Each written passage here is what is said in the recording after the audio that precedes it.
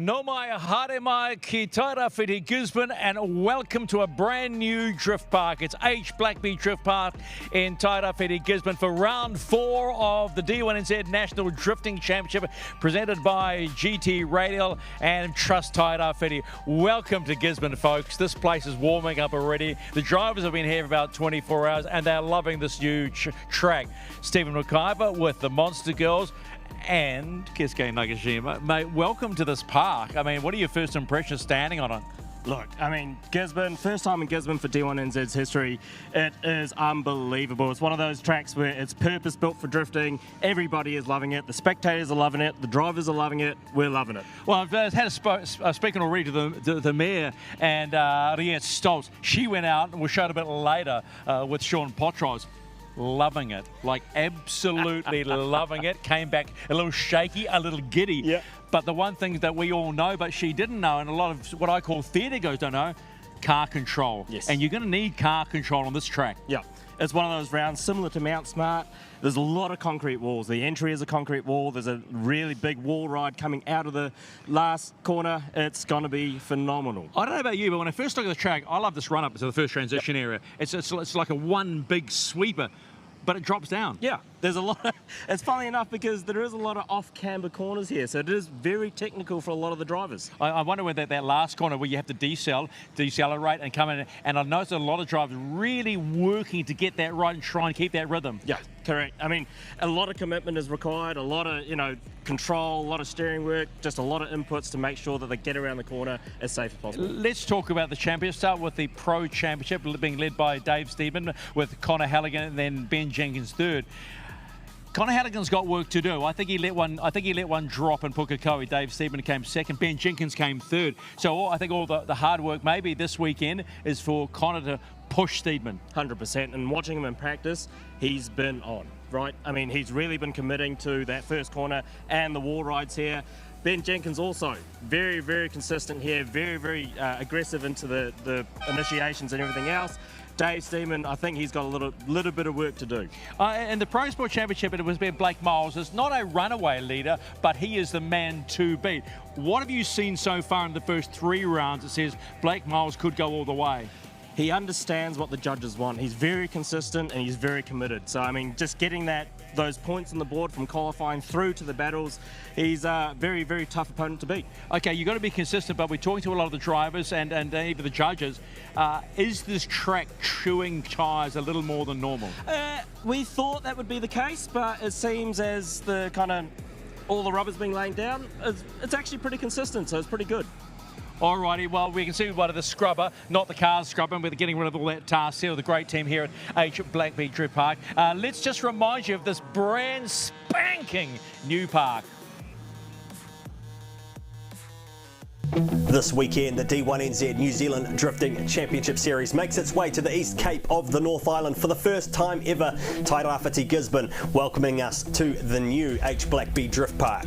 It will be a brand new course layout on offer this weekend for round 4 of the 2026 season, the first of 2 stadium-style layouts for the year after some very fast drifting at Teretonga Park and Pukekohe Raceway. The judges have cooked up 5 outside scoring zones with this layout, all outside zones for this event, and the concrete walls are always lurking. Time now for a virtual D1 lap of the track thanks to Logitech. Standing start with the lead car in the right hand lane, a chicane to power on entry into the first outside zone on the right hand side starts the course, settling the car and powering on to the second outside zone, making sure not to drop wheels off the track or end up in the concrete wall.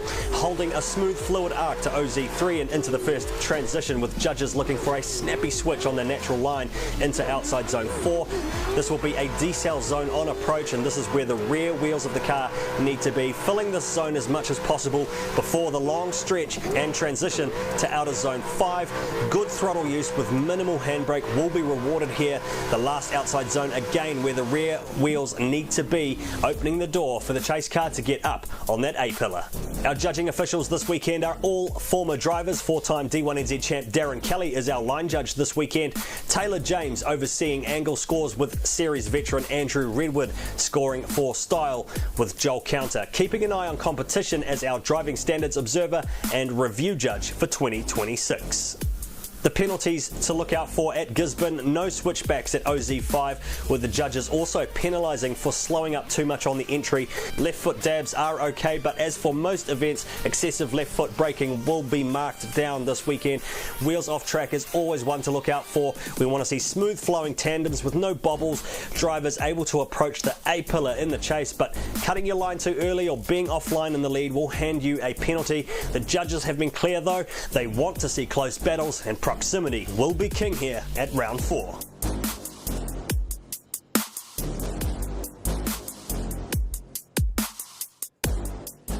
So that is the layout for BlackBee Drift Park. I like it. DK, Darren Kelly, 4-time Drift King, you had a hand in this. What were you trying to achieve with this layout? Yeah, so this is a little bit of a different track. Like, we've got a lot of freedom here with a lot of space. The main goal was to create something where the lead car can't just run away. So all outer zones, long flowing corners, gives the chase car every opportunity to stay in the battle, and yeah, hopefully we're going to see some really close battles.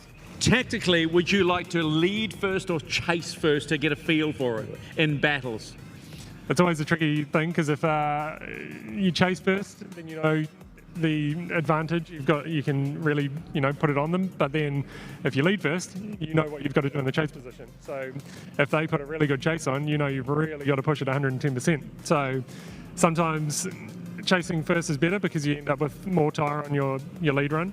But then there's the downside: if you make any small mistakes, then it's very hard to make up for it in the lead position as opposed to the chase position. Okay, DK, what would you do on this track? Just yes or no, chase or lead first? Probably depend on who you come up against, but I would probably pick to lead first, lay down the best run you can, and then leave it up to you on the chase to really, yeah. I'm told the last corner coming into the finishing point is the one that's tripping drivers up at the moment. Yeah, there's a couple of little technical parts of this track. The wall obviously is made up of long straight concrete barriers, so it's not a smooth arch. And there is quite a change in angle of the track as well. So this was designed to have all the water run off of this surface, so there's quite a high point in the middle of the track here. So going from one side of it to the other side is quite challenging. You've got you're basically climbing a hill on one side and dropping off it on the other side, so it does affect the characteristics of the car.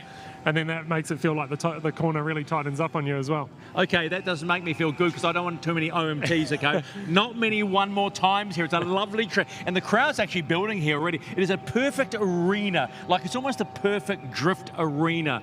Just a reminder, Virtual D1 between April 11 and 12 starts. Run of one, that's Virtual D1. Go to D1NZ.com and find out all the details there. Hey, Danny and Rennie, our monster goes, Danny's partner's actually a drifter. Do we know him? JT Performance. Yeah. JT Performance. You love your drifting? I love it. It's good fun. It is good fun. So let's see how they guys have to, and gals have to compete in D1NZ. Welcome to the 2026 season of the D1NZ New Zealand Drifting Championship. This is your competition format for the weekend. And as we saw at round 1 and 2, there are some big rule changes this year. Line, angle and style are the scoring criteria which contribute to a qualifying score out of 100. There is a new points weighting system in place for 26. Line now making up 60% of the total score, with both angle and style now making up 20% each of the total score. After qualifying, the drivers are then set into a seeded battle tree, battling through the top 16, top 8, top 4 semi-finals, and then the final battles for the podium. The biggest rule change for 2026 will see the higher qualifier get lane choice on the start line, choosing to either lead or chase first during the battle phase. The tandem elimination scoring reverts back to a more traditional system this season. Each driver has a turn at leading and chasing during the battles, aiming to set or better their qualifying performance. The tandem scores are marked against each driver's lead and chase run, comparing lead for lead, chase for chase, culminating to a win, lose or sudden death OMT to find the winner. And that is your format for the 2026 D1NZ Drifting Championship, live this weekend from the new BlackBee Drift Park.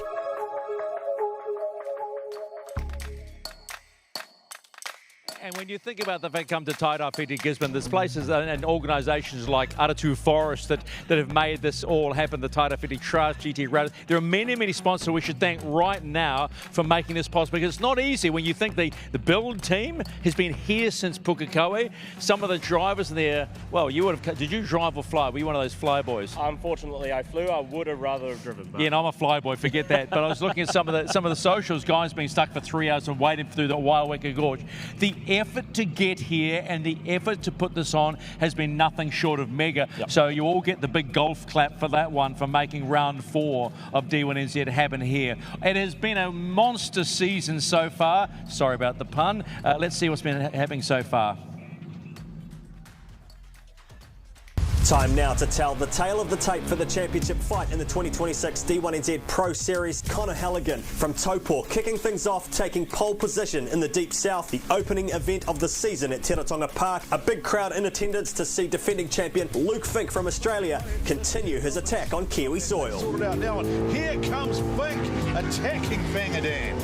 Connor Halligan battled his way to the final with plenty of aggression. Tauranga's Dave Steedman fending off the 2JZ attack to take the win for the RBs and first blood for the season. Be enough to claw back a bit. Oh, Bit of a tap there by Connor, and he's straightened up. Jay Steedman wins round 1 of D1NZ here at Tairāwhiti. And then this track is insane. We into that second lap, there's just no tyre left, but hey, we're having so much fun. So. Very hot. We got some fixing to do.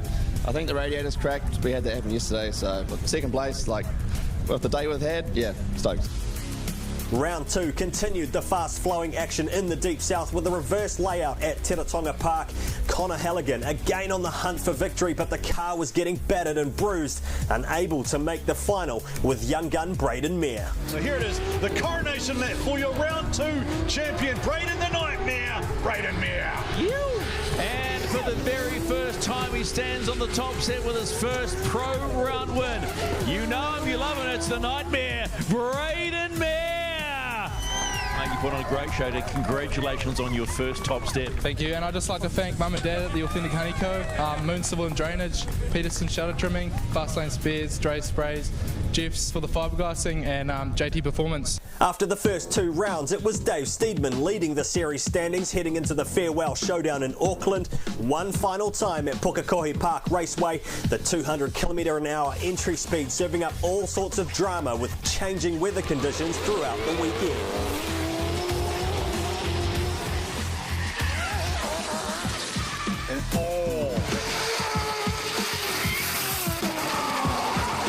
Connor Halligan second in the points table, topping qualifying in the rain. Another pole position. Oh man, I'm stoked on that. It's been an emotional roller coaster the last couple of days. We had nothing but troubles with the car, some major gearbox problems. I pumped my tyres up and just tried to make the car easier to drive, to be honest. That was sort of my approach to the wet. Well, congratulations, Connor. You take out the #1 qualifying spot and you get the G-Shock watch to prove it. Day 2 served up a dry track for round 3 of the D1NZ Championship fight.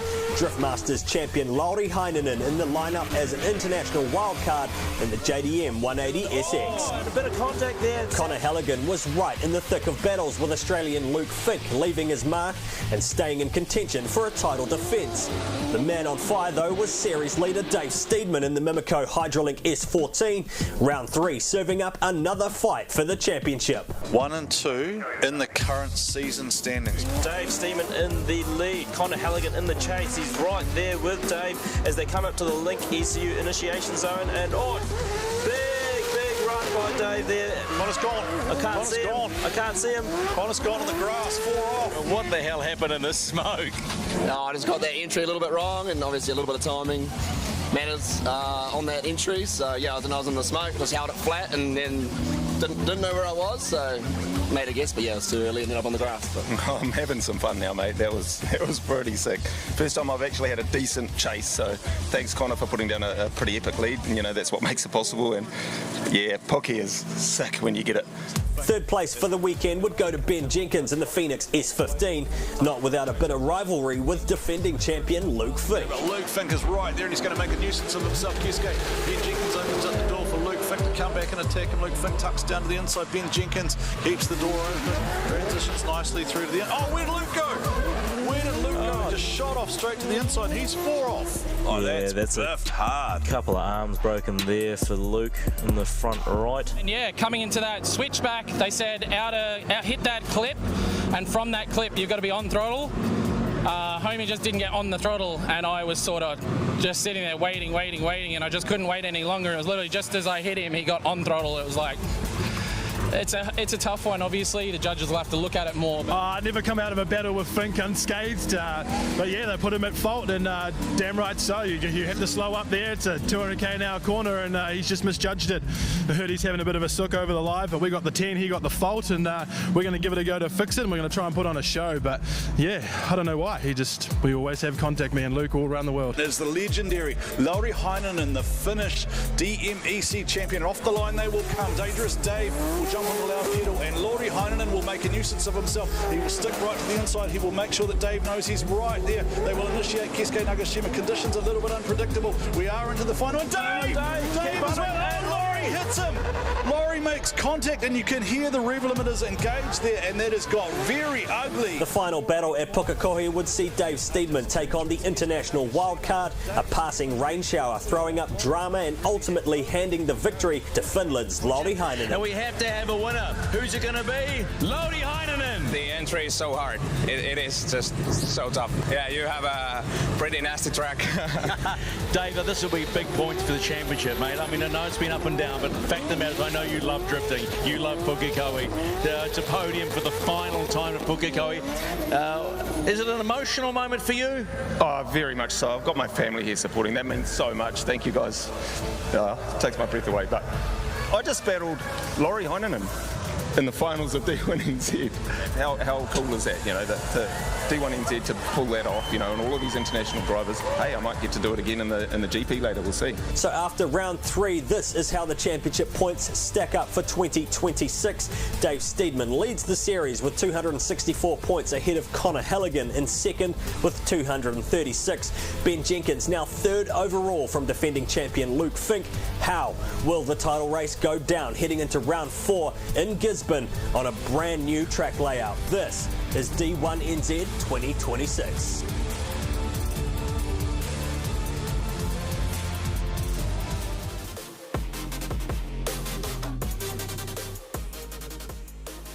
Good afternoon, ladies and gentlemen. Welcome to the beautiful Tairāwhiti, Gisborne. They say Tairāwhiti means the coast of the rising sun, and from nothing rises the beautiful drift track that you see before you here as we take a look at some of our Pro Sport contenders getting ready to do battle. And joining me today for Pro Sport qualifying, Joe Mulder. Joe, you're a bit of a lady of all talents in D1 this season. You've done pit reporting, and now you're up here doing expert analysis for the GT Radial Replay. Expert, that's pushing the boat out. Jack of all trades, master of none, Warren, but here I am. Wow, look, you're a driver, you're a car builder, you're a commentator, you've been involved in promotional aspects of D1NZ, so fantastic to have you up here in the box. What are you looking forward to out of qualifying this afternoon? Well, I can see that a lot of drivers are really, really comfortable. In fact, some of them so much so that they didn't even take part in practice 3, and some of them are still on the other side of the handle, really trying to get that initiation right. So it's going to be a real mixed bag, and to see who makes it through to that pointy end and who is still going to have to battle their way through in the top 32 battles, it's going to be interesting. Yeah, one of the real challenges you find for the Pro Sports, because it is a development series, is that some of these drivers do tend to feel the pressure a lot more than others. They do come out and they do kind of overdrive, so to speak. But let's get in the mood for qualifying. Let's check out exactly what we're looking for this afternoon. D1NZ qualifying. 2 laps. This is where it gets real. Practice is done, setups are locked. Now it's time to see who got it right. 1 driver, 1 machine, 1 perfect lap. Man and machine in total harmony. Full throttle, full angle, full commitment. Every clipping point counts. Every transition matters. Every thousandth of a second could make the difference. 2 ruthless laps. Tyres lasted exactly only that. Judges watching every inch. Pukekohe was Connor Halligan and Tiger White. Style, speed, angle. This is the pressure moment. This is the Power Hour. This is D1NZ qualifying.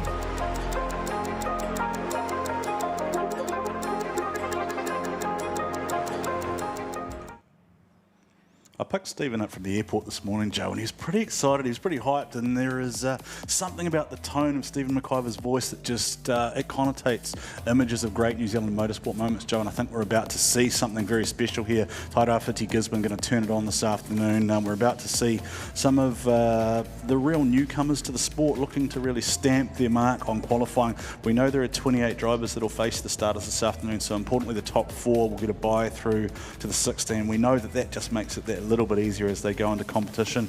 I know you've been walking around the pits there. What have you sort of found in talking to some of these newer drivers? Mike Spicer's the first guy we're about to see. Yeah, so he's in the ex-Corbin Wilson car, and that car he's only done 2 track days in, but he's not unfamiliar with a concrete round. He's done a lot of MSCs where I've seen him, so he seems to be pretty comfortable. Yeah, no, I do want to send a shout out to Michael. His dad Dean is here, and I know that the family are tuned in from the United Kingdom. I've got no idea what time it is in the United Kingdom at the moment with Mike's family. Right behind him, he did say that for a little bit of fun he was looking for a nickname as he continues his drifting career, because there's that other Mike guy that we sometimes talk about that's pretty well known. Apparently he did at one point get called Machine Gun Mike, because when he hit someone, he hit them not once, but he hit them about 12 times in a row on the door, just tap, tap, tap, tap, tap. So Machine Gun Mike is one, Modified Mike potentially another, but let's see how he goes here, Joe, as he faces the starter for the first time in what looks like a brand new AeroWorks sponsorship on the door there for Michael Spicer, ex-Wilson car as we mentioned, and of course a big thank you, big shout out to the Wilson family who have been instrumental along with the BlackBee crew, Wiri Takake and the families in putting together this beautiful track that we are about to enjoy for the first time in full anger under qualifying circumstances. That is of course the domain, Joe, of the one and only launch master Willie, and we'll probably see him on camera very shortly. Willie, of course, renowned for his unique flair under which he sends each and every one of our competitors underway on their journey. There is an art form to it, Joe. You're a driver yourself, so it is really important to get the start process right. It is. I think they have switched over to the lights, and as long as they're consistent with whatever the method they're using this afternoon, I'm sure the boys will be happy. Okay, so I didn't pick that up earlier, so yeah, that is it, and maybe that is just something that makes it a little bit more consistent for, yeah, there we go, good spot, Joe, adding value already. Was that something that Sammy told you from Race Control? The Race Control team brought that in? All right, so let's have a look. Michael Spicer will roll off the line there. He needs to pick up speed. He needs to head out to outside zone. Effectively, what you want to do here is you just want to get out to that wall and just keep the car flowing all the way around this big, long, sweeping turn. Number 1, fill up those zones quite nicely. Bit of a free-for-all through there. It is all outers here, so you want to get out into these marked boxes as you lay down your qualifying run. Now you'll see there that Mike Spicer has come up a little bit short, but it is a little bit more difficult, Joe, as we know, in these lower powered cars with a radial tyre, just to extend right out to the wall, because the guys just don't have the big torquey V8s at their disposal. Yes, that car is a V8, but it's not sporting 7, 8, 900 horsepower, or in the case of some of our top drivers here, probably somewhere north of 1200 you'll see in the pro field later on. So GT radial replay, Joe, what do you see here from a technical point of view? Well, he's not as deep in the zones, but he's certainly not shy as you might expect from someone who's in for his first time in D1. He's certainly making all the effort to push, particularly all around outer zone 4. He's done well to hold that for the distance that he has. All right, so let's test your qualifier meter, Joe. If you're gonna call a score for that one, what do you reckon? If you think about that one, where do you reckon that one lands? Mid-50s probably. I'd like to think a bit higher than that, but let's see what he can do for run 2. All right, run number 2 underway from Michael Spicer. Looks like he has picked up the speed and aggression a little bit more. Doesn't seem to be having any... Oh, no, he's come out of the... so that was a little bit too aggressive, but off too much there, and then shot back up the track there as the car gripped up on him. So that will be a deduction there for the judges for coming out of the box that is marked on the track. We will remark these, by the way, tomorrow for battles, so they've seen a couple of 100-odd sets of tyres probably today already. Apologies, it is a track that we're just learning the flow of, so we're watching the GT radio replay, and then Mike Spicer just let loose. Now this, Joe, next is a good friend of yours, Kim Thorley, the drift mama. Tell me a little bit about Kim, her drifting career. You sort of watched her develop, really, haven't you, Kim? Yeah, I guess you could say that. We've done a bit of driving together, and you know, just here for the fun, absolute, just wanting to do her absolute best and be the role model for the girls. Lily and Lucy, of course, the girls of the Thorley family, the crew chiefs, as they often put them. And Kim is a driver who is getting better and better every lap, and that was a pretty nice job there, filling it. Look, she didn't quite get there to start with, but she actually got a lot of the zone once she actually got into it. She sort of laid into it, but once she's out there, she is doing a nice job hanging out there in the zone. So if she can stitch this together here, I think this will be a good sighter for her. And have I just done my first commentator's hit? I thought I was going to do. I thought just about. So Jo, she did lose a lot of momentum there towards the end of that run, did the drift mama Kim Thorley. But look, she gets better and better every lap that we see her. She's on the GT radial tyre, Valvoline on the door, and of course our friend, shout out to Big Brown, probably tuned in somewhere if they're not at the BMX track. Got the livery on the car, of course. NZ, another partner of theirs, and well, rapid fire qualifying this afternoon. We are straight back into pass number 2 for Kim Thorley, the drift mama. She does probably need a little bit more speed just to make that a little bit easier there, because she's going to come up short and just drift up into that zone again. So the judges will mark that down as we move through the field. You will see the speed and the commitment probably pick up a little bit, because Kim is just finding her feet in the competition drifting world, fresh off an appearance at the World Time Attack in Sydney last year. But she's done a pretty good job here. I think she'll hold her head high. She'll be happy to stitch together 2 runs there and get 2 point scores in the bank, Jo. Hey, absolutely. Getting some points on the board is what it's about. Now, driver, I'm going to ask you a driver question here. What do you do when you go back to the pits after that? Is she going to be over-analysing, or is she just going to kind of hype and pumped on the runs? You know, Kim reasonably well. Yeah, that's a good question. You want to think about that one? Yeah. Nathan Williams in the big old G Series Nissan. So this is sort of what I was talking about before. You see, just that extra speed just allows Nathan to initiate and then extend that angle out there. But he has shortcutted across the line there, which I think the judges will mark down. He is going to fill up this zone here, out of zone 4, very nicely just in front of our commentary box. So apologies if the microphones start peaking a little bit, because they're going straight past us. We are in that grey box that you can see on your screen, and then there has been a little mistake made there by Nathan Williams. Just lost his flow there. Pretty tidy up to there, Jo. That was just that one little moment at the end there, and he'll be kicking himself a little bit. Car just lost a little bit of momentum, a little bit of flow, and just kicked forwards slightly, pulling him out of that outer zone 5. But Nathan Williams, if he can hang this together, I think is looking pretty solid for a good score. Now, I am going to apologise to you, because I do know that a lot of our live stream audience who are tuned in will be wanting live scores. We only have a single monitor based on where we are at the moment, so we don't actually have live feeds of the qualifying scores coming through. So you might have to try and speak nicely to somebody who is a driver or someone in the pits. They have access to the live Discord, which should have that qualifying score link in it. Nathan Williams doing a great job again on that outer zone 4. Maybe just coming up the track slightly, about a half a metre through 4, but doing a nice tidy job there in the big old white machine that sort of has a bit of a Ghostbusters vibe to it, really. Needs some red on the side there, and rolls it out through the section, does Nathan Williams, who is enjoying his competition drifting.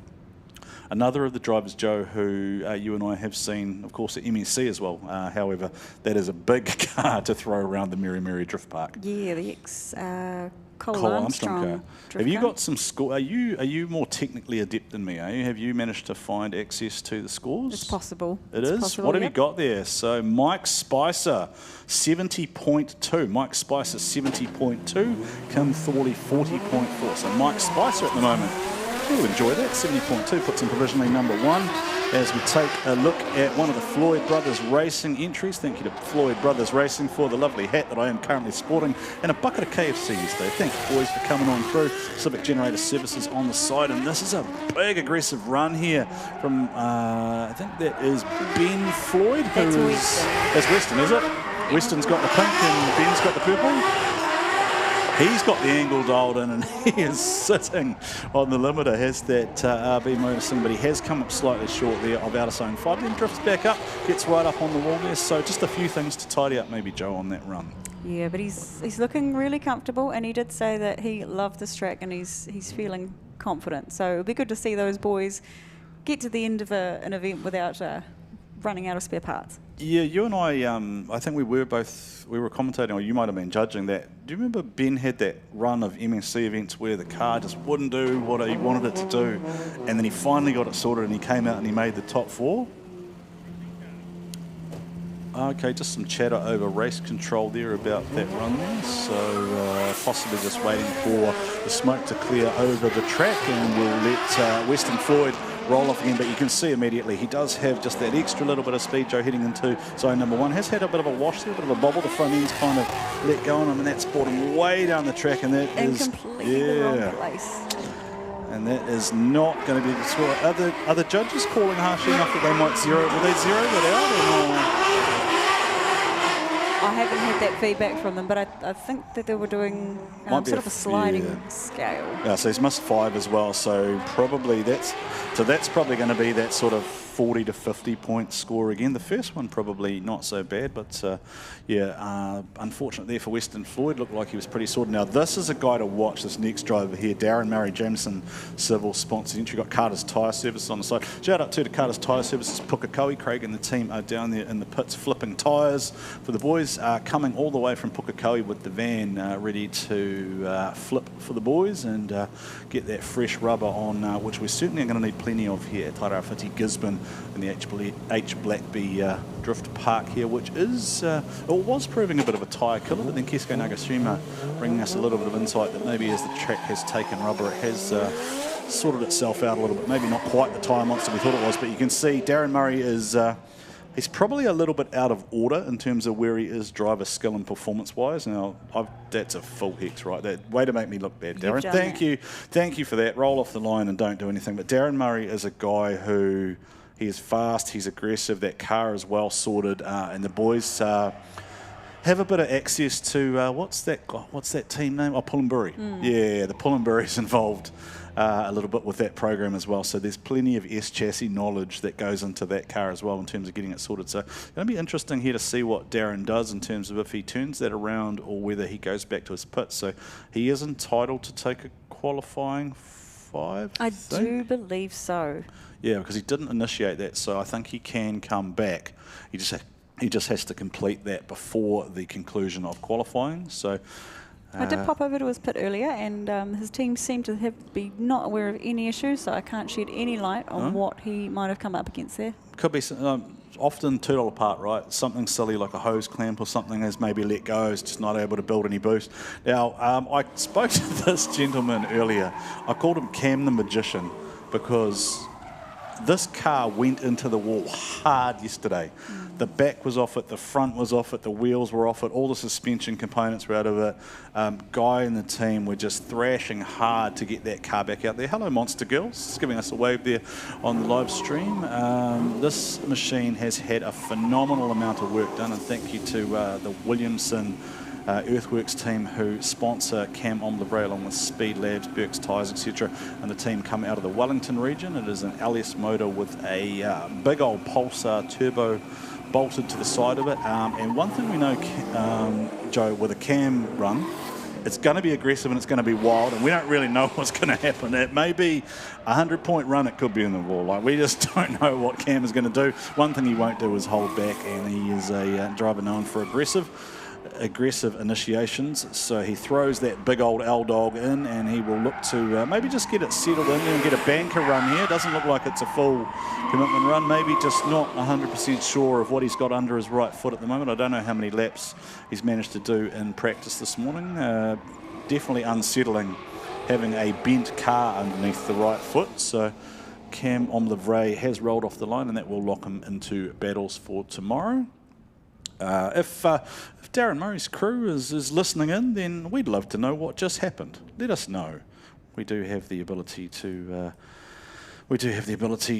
talk to our drivers via what we call a Discord. So right, here we go. Oh, hello, Jace Brown. I love our live stream.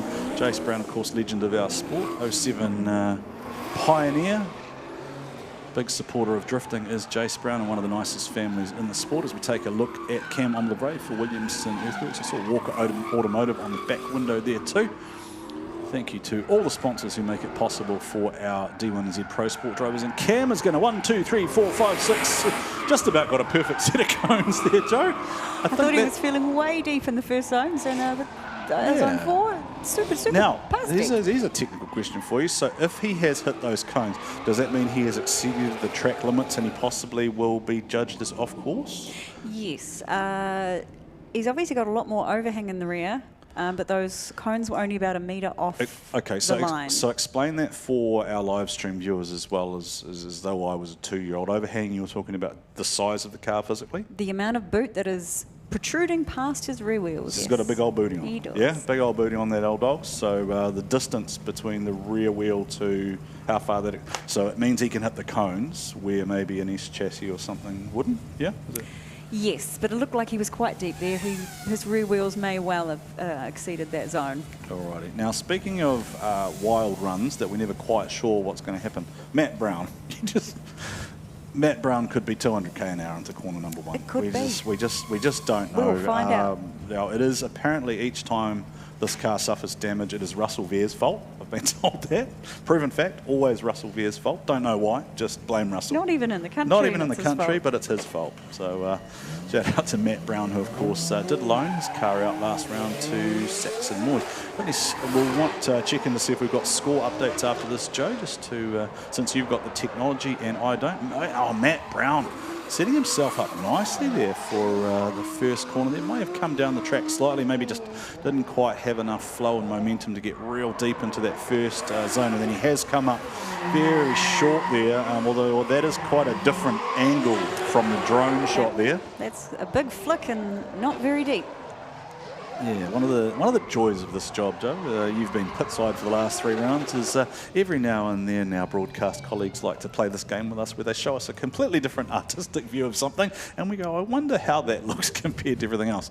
And this is also where I segue into saying, of course, that you and I do have a different view to what the judges have. So the judges have the camera and they also have the real-time, real-world view from where they are looking in the judges' platform, which is quite separate, and the rules of D1 are very clear that in order to protest, check scores, etc., you must have exactly the same view as what the judges have. So we'll just wait for Matthew to roll off the line there, and then it does look like Joe has got some scores here that she will read out for us. So this is a high aerial view this time, and that's much nicer there from Matthew Brown. Got 1, 2, got 3 pretty clean there. Does look pretty flowing at the moment. 235 wide radial tyre on there. A little bit of a check up there, cost him his momentum there.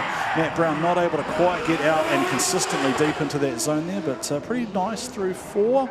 Just got to finish out the zone here through 5. Seems like these Pro Sports really struggling to get up the track on 5. Maybe it's the horsepower difference, or not quite having that sticky tyre to be able to be right out on the wall. Yeah, where they don't get enough. Just don't have into the wall. Yeah.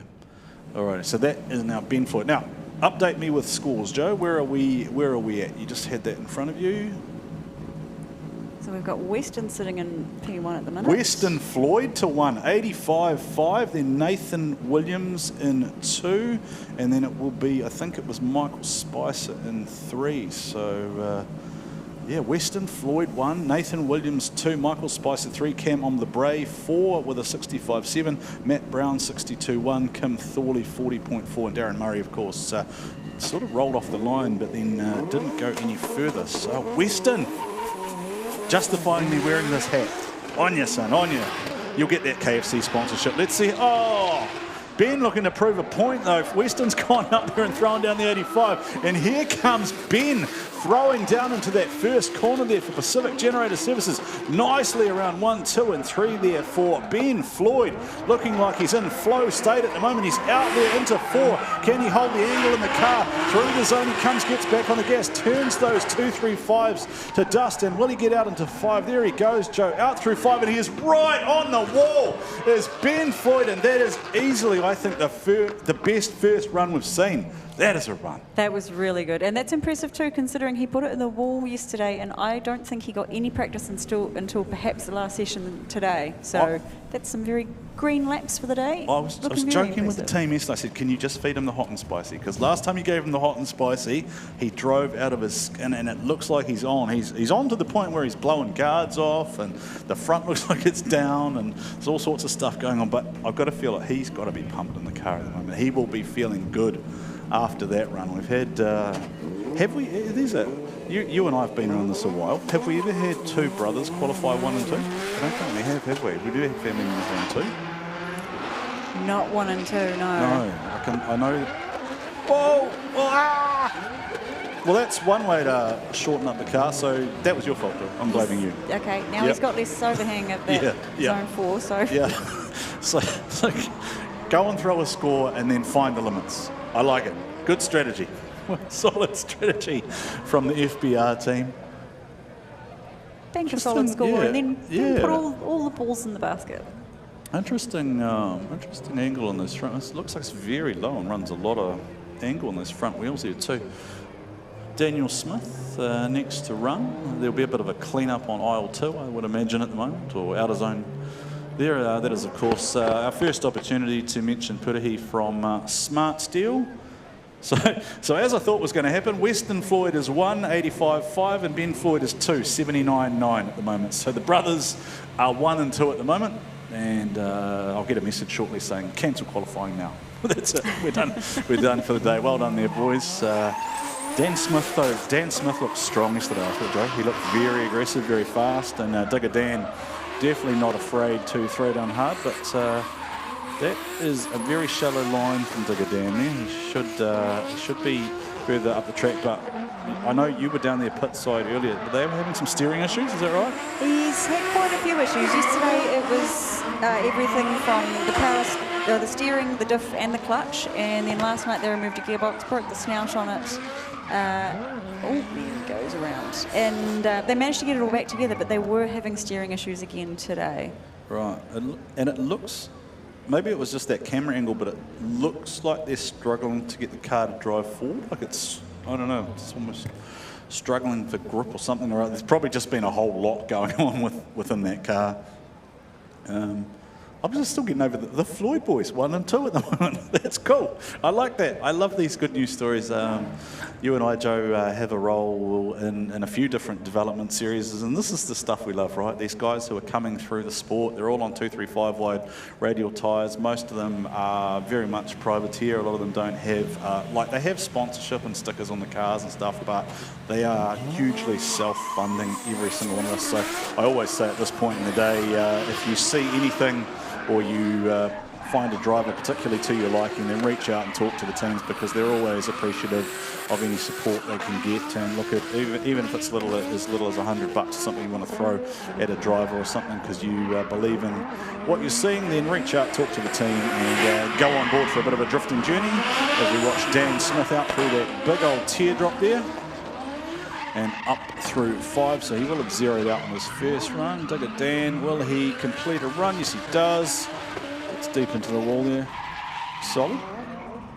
Now he's done an opposite lock, come across the other side of the track. I'm not sure whether the judges are going to mark against that on qualifying, but that's definitely not something we're going to be looking for in battles, so they're supposed to stay on their side of the track. Right, so talk to me, and that's a safety thing, isn't it? So yeah, for the car in the chase. Right. Stay on your lane. Stay in your lane, stay in your lane. So he was a bit shallow there on zone 2 again, but that looked like a much better put together lap. I'm sure he'll be more happy with that. All right, another one of our up and coming talents in the Pro Sport Series, young Z, Zalia Mir, or as I coined her, the Z-keeper, because that's her job. She's a beekeeper, which seems oddly terrifying to me, being surrounded by millions and millions of bees. I did ask them how many they had, and I think they said something like 60 million.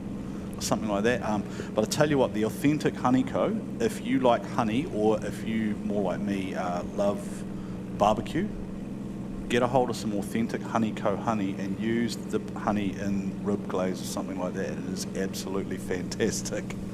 It is amazing. The team hooked me up a little jar, and yeah, it's a fantastic natural product. So thank you, Authentic Honey Co., for supporting both Zalia and Braden.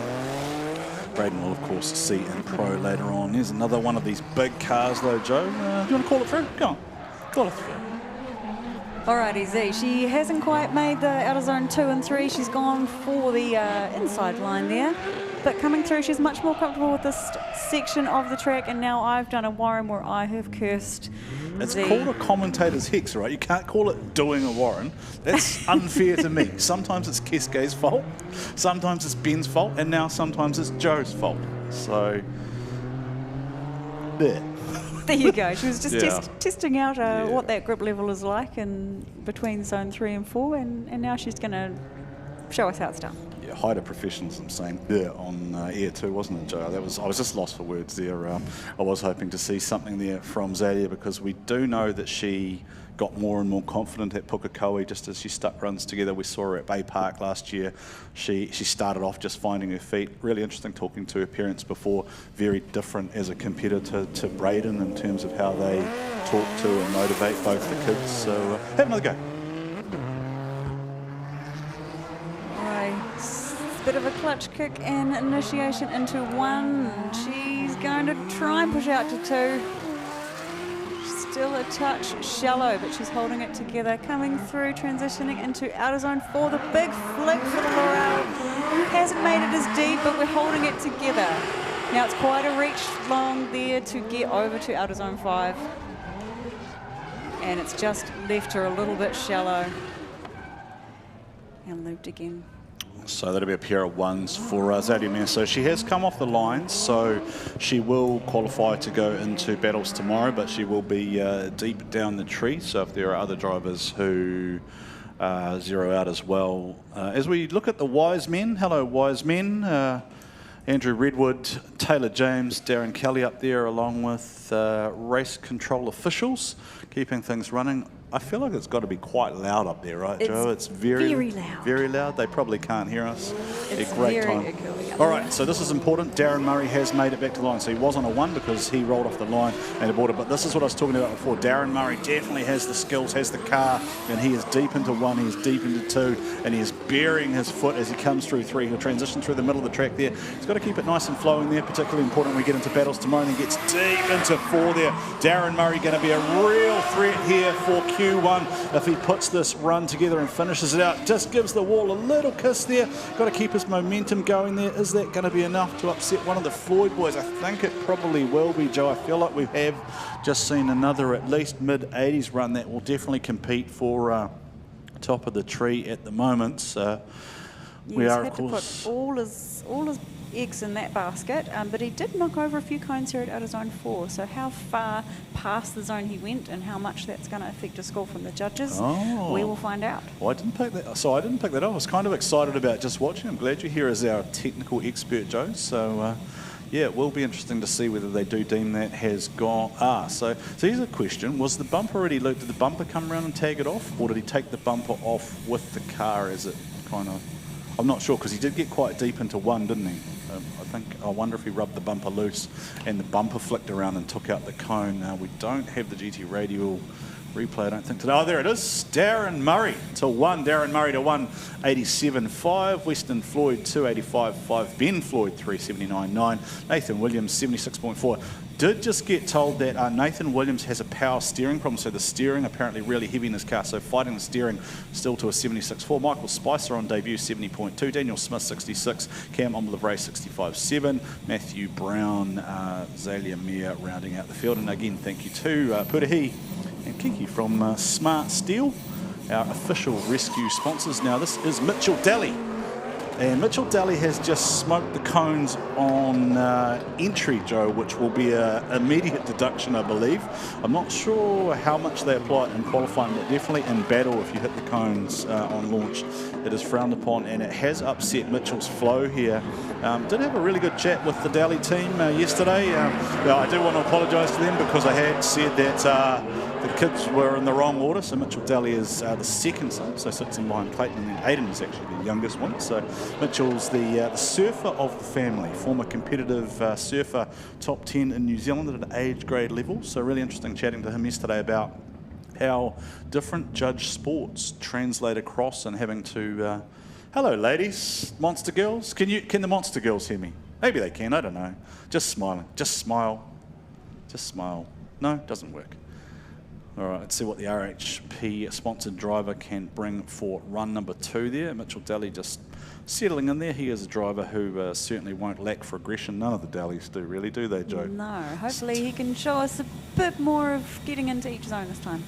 Yeah, like maybe make one of them. Yeah, that one. You were trying. You're the nice. I'm going to be the Simon Cowell, and you're going to be the nice judge, right? Yeah, you're going to be the Paula Abdul. I wonder if he's actually struggling to see those cones, because I think he just nudged it again. I wonder if just he's lining up just a little bit too far over. he is struggling to get out to the zones. He just can't extend out that first zone, and then it's going to cause a real problem for him in terms of qualifying at a level that he would expect here.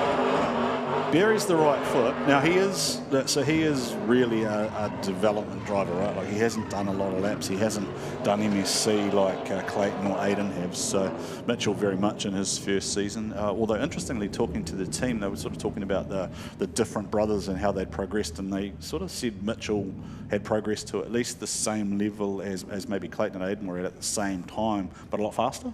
And that was a lot of the surfing mindset and mentality translating across.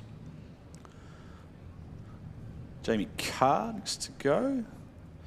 I do like this car. I do like Jamie's car. He always has it immaculately presented. He just seems to have a problem with Tyler West smashing into him. He's got 2 different headlights on the go there. Is he? Oh, he has. We've got a combat eye and a brick headlight. Is it a duct? No, sorry, that is duct tape. That is tape he's been in the wall. Oh, I thought it... Oh, okay.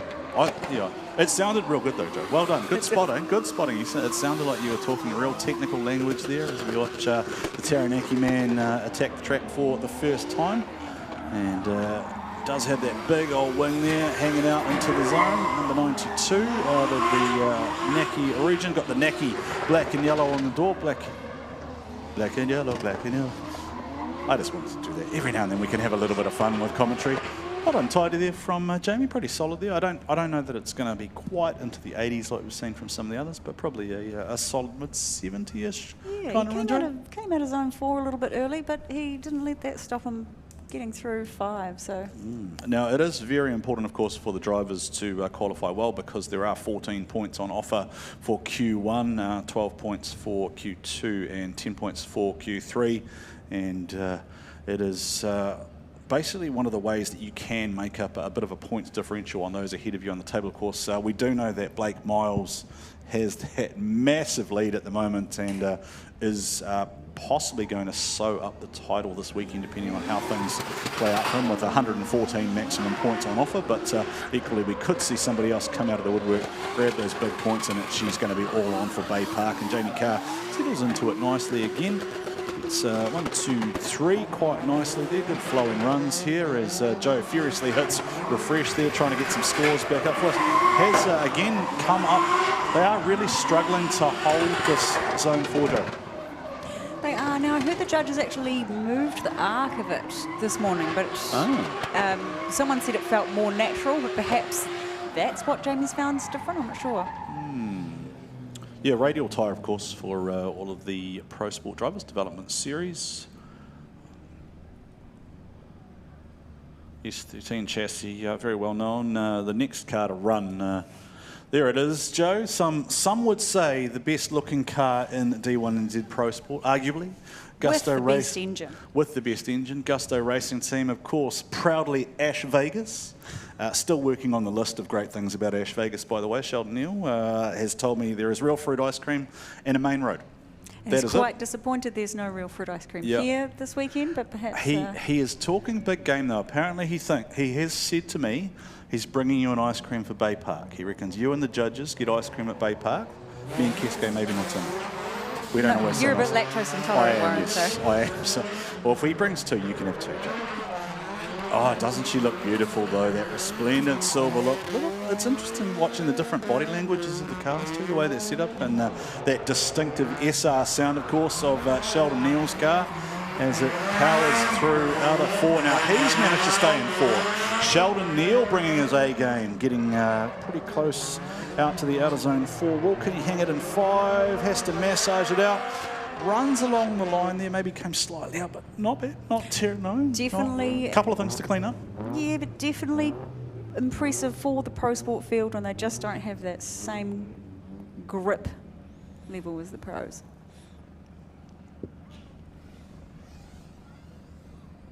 Did we get a, how are our scores looking? Are we still looking at... I'm having a little bit of technical difficulties there, little bit of technical difficulties. I'll see what comes up for us after Sheldon does a second lap. So...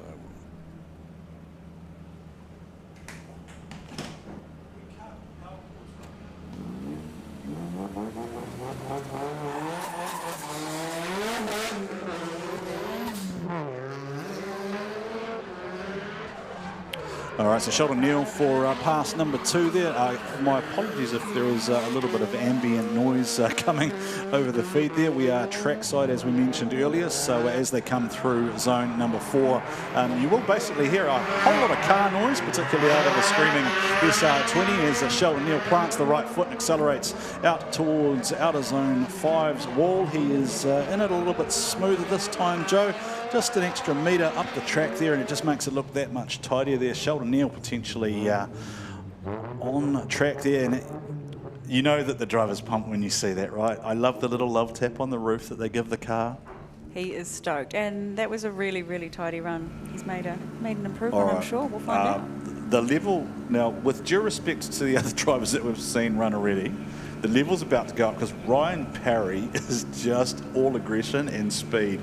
He is probably a driver who could have, I think if he wanted to do a full pro season, I do genuinely feel like Ryan Parry could compete in the pro series. We've seen him throw down multiple high 90s scores at the likes of Bay Park, etc. He is just a guy who gets out, gets on it, and gets right up in the walls. So expect big things here from Ryan Parry in qualifying, and then definitely one to watch in battle tomorrow. Definitely a guy I would call a battle specialist. Already, Joe, you see the rolling burnout off the line, just the next level of acceleration that we haven't seen now. Just with that change there to the drone shot, it's tough to see exactly where he was there, but you can see already the level of smoke goes up, the level of speed goes up. Just a deeper flick there from Ryan Parry. Fills up zone number 4, stays out on the wall, massages it out. He is using that yellow line as a guideline there. Ryan Parry stays on the gas, out into 5. There he is, fills it up there, gets it out onto the wall. A little bit of an adjustment there to stay in the zone all the way through, and a nice tidy run there from Ryan Parry. Joe, anything you picked up there that maybe will cause a deduction? You just, I see you just reviewing the judges' notes. Yeah, I've gone to look at how the judges put this in, that a confidence of throttle, rather than, you know, a level of commitment. They use the word confidence of throttle use, and Ryan definitely has confidence. Yes, yeah. So, and what I guess the easiest way to kind of put in context for our audience listening is you can audibly hear that. There will either be a lot of jerky throttle stabs or just big, deep pedal strokes, depending on, of course, what motor it is. The V8's slightly different to the high-strung turbos, but Ryan Parry, I think he's deeper into 1 this time around. Ryan Parry's finding his groove here. He's going to fire in to that 4th zone there, fills it up nicely, right out on the yellow line there, massages it along the wall. Does the MTF sponsored Ryan Parry entry. Ryan Parry out through outer zone number 5 here, and he is going to fill it up, he is going to smoke it up, and he is going to roll out of that section, Joe, and I think we may have just seen a new number 1 qualifier potentially, and I think we are actually going to go down to Mr. McIver. Mate, you were rocking there that first run. I don't know what your second one, 91.3. Just feeling it. Oh, that's amazing. I love this track. I love concrete walls, and yeah, I'm stoked. Feel good. Well, you're doing it. Keep doing it. Thank you. All right, so we've got a couple of mechanical passes now to take place. Now that is going to be Adam Davies behind the wheel of the car they call the Unicorns. So he normally campaigns the 20B rotary car that they call Karen, because she's a bit of a grumpy old lady, and she's throwing her toys and she's not running. So she's lived up to her name, and she's out, and the Unicorn is back in service. So she's out of there, and the Unicorn has had to be pressed back into service for Adam Davies. Hydrolink on one side of the car and Mimico on the other. You will see 2 similar looking blue cars. Of course, the championship leader, Dave Stedman, Dangerous Dave, and Adam Davies in the... Adam Davies, taking it easy on a mechanical, smashes into the wall. Yeah, well done, Adam. Yeah, just gives it a little love tap, but that's one way to make sure the Unicorn's all good. Is there anyone in the field, Joe, that hasn't driven the Unicorn? Pretty much everyone has, right? At some point, Luke Fink's driven it, and... Yeah, Luke's driven it. I feel. Oh, you say his name and he'll appear. Luke Fink. Actually, this might be interesting. So you just talked about confidence throttle, Joe. What we might do is we might just amp up the noise here, and I won't talk over the top of this one because Luke is probably one who will give us a bit of a feel for what confidence throttle looks like.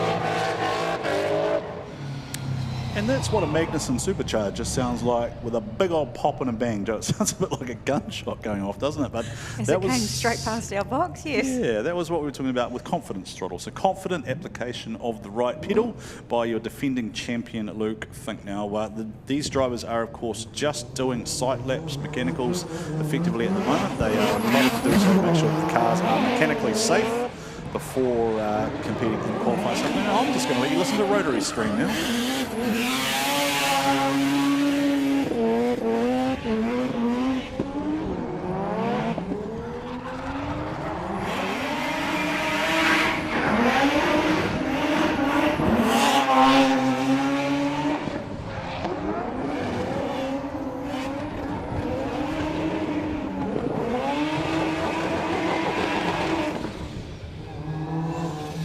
That's an illustration, Joe, of the differences in our sport between a supercharged V8 and a 13B turbo, with the turbo about the size of your head on it. And I don't mean that in a mean way. Just if you go and have a look in the pits at one of these cars, the turbos are literally dinner plate size, right? They are big turbos, so for the technically inclined, I think they're about GT42 odd size.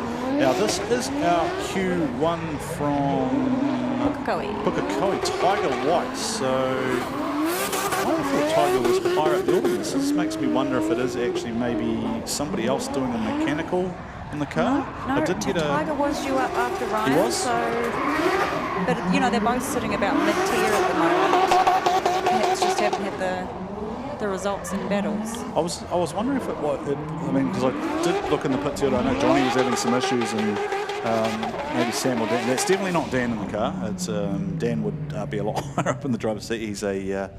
He is slightly more large in stature than Tiger is, so maybe that was Tiger White there. Now, did we see what I thought we saw there, Joe? Ryan Parry to Q1, Ryan Parry to Q1, 91.3, Darren Murray 2, 88.7, Sheldon Neal to 3, 88.5, and then Weston Floyd, Ben Floyd, Jamie Carr, 78.1, Nathan Williams, Michael Spicer, Daniel Smith, Cam Omblevray, Matthew Brown, Mitchell Daly, Kim Thorley and Zalia Meir. So Ryan Parry, as we thought, Joe, 2-1 with that nice and fluid, aggressive, confident run.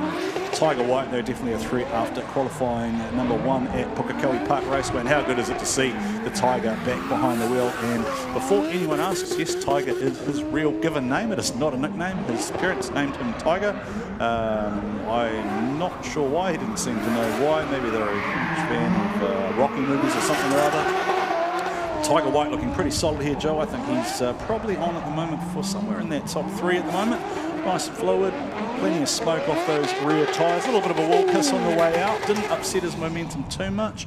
Probably won't want to do that tomorrow in battles, though, because if you did bang the wall and it caused you to come back down in front of the chase car, we're going down to Stephen. G-Shock top qualifier Pukekohe, a late 70s for your first run. What's your feeling like for the track? Yeah, it's a super fun track. Had some good runs, had some average runs, so just keep pushing. What do you like about it? Oh, just the danger and the flow. I love that danger. Get out of here.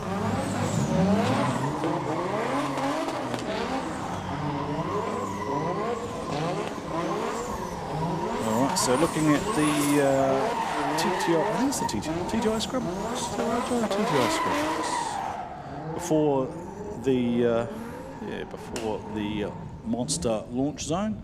John Atwood behind the wheel of the Barra-powered C33 Laurel. He's pretty much driving it from the back seat this time. Yeah, apparently he broke it at Pukekohe too. I saw I'm quite enjoying Trent and Scotty's social content at the moment, or whoever Peter is. Which one's Peter? I don't know which one's Peter. I seem to enjoy making fun of John anyway, because he's a semi-Perthite over there making money in the mines or something or other, as opposed to being on the farm building cars. L Branch Fabrication, of course, now spinning spanners and welding things up for a number of the D1NZ Pro Sport and Pro competitors. And Trent, of course, proving his worth as a driver as well in the Pro Sport Series. The only one I can think of to describe some of these guys coming from Northland is fangerish. They've very much been to the Daniel Woolhouse School of Driving. There's not a lot of holding back. What's it? Sight lap what? We're going out and we're going on the wall. 800 odd horsepower too is what I heard of this car, and she was rapid at down at Timaru. I did think that he's tuned it down a little bit from yesterday, I think. Ah, okay. So this is part of your pit walking yesterday. I know that you were down there scouting things, so detune possibly, just to try and make it a bit more drivable. And also had taken some lockout. So the two things you wouldn't think you'd normally do, John's done, and well, he was a little bit shallow on run one. Let's see what he can do. Method to his madness. Method to his madness. A little bit short of 2 there. Will stretch out to 3. So sort of got 1, missed 3, and then tries to extend up the track to 4. Something that is very apparent, Joe, just watching. I mean, what are we? 10 cars into Pro Sport. This track must be eating rubber because those zones have just about disappeared off the track. Very hard to see where they are now. So there probably is going to be there'll be a definite remark before we go to Pro this afternoon. Speaking of drivers to watch, Cody Lynham, the runner-up at 15 years of age at Pukekohe Park, and he did made a little comment yesterday. He wanted to run it back with Blake Miles. He thought the only reason maybe he lost at Pukekohe was he basically killed his engine. He destroyed it in the final.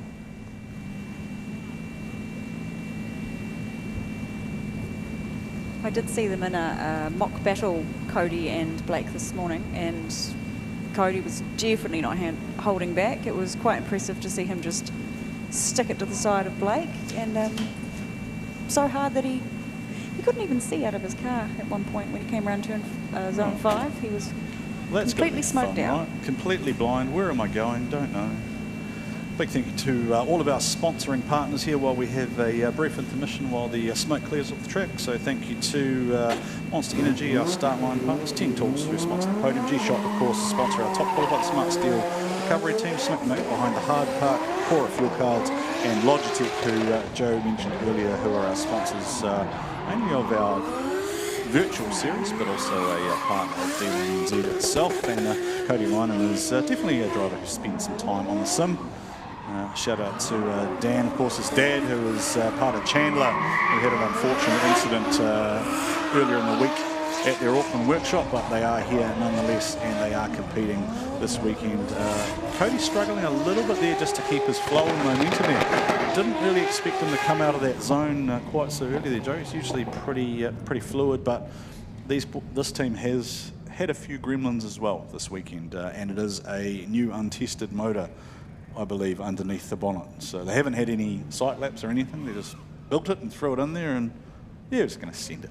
And they were also having, I think, power steering overheating issues. So whether or not that's going to come into play for run 2, and whether that stopped him getting out to zone 5 by coming out of zone 4 a little bit early. Again, welcome to the beautiful land of Gisborne, Tairāwhiti, Gisborne. Tairāwhiti, the coast of the rising sun. We are actually in Matawhero, is where the drift park is located, if you're wondering or thinking about coming out tomorrow. If you're trying to work out where we are in Gisborne, Matawhero is the location here, just at the end of Dunstan Road, so still tickets available. There is no parking on site. It is about a K walk from the car park, but there are buses running as well to get to the venue. So D1NZ, of course, acknowledges the iwi of Tairāwhiti, the tangata whenua of the Rohi, and very honoured to bring drifting D1NZ to the whenua for the very first time. As we take a look again at young Cody Lynham, this is looking a bit better. Joe settled in quite nicely here to this run, gets 1, 2 and 3. Just got to tidy up that 5th zone, I think, here. Does nips a cone there, Joe. Maybe a little bit too greedy there, trying to grab a little bit too much. Maybe, but he's gone into 4 early. Hopefully he's been able to stick it into 5 the whole time. Copy it. Very similar to the first run, where it must be a slightly different line, and these cars, I think they do struggle to be able to, I call it, massage it up the track once they come up slightly short, because they don't have the horsepower and the semi-slick tyre. What you'll see later on with the Pro Boys is they'll aim for the box and then they'll just be able to massage the car up. So I think we're going to go down to young Cody now with Stephen McIver. Well, after Pookie, you didn't have an engine, now you got an engine. Low 70s for your first run, not sure about the second. What do you think?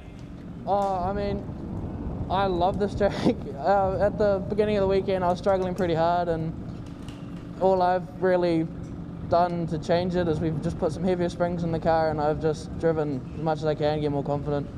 Low 70s, that'll get you a good start, a good battle spot, so get out there and have a think about it. Thank you.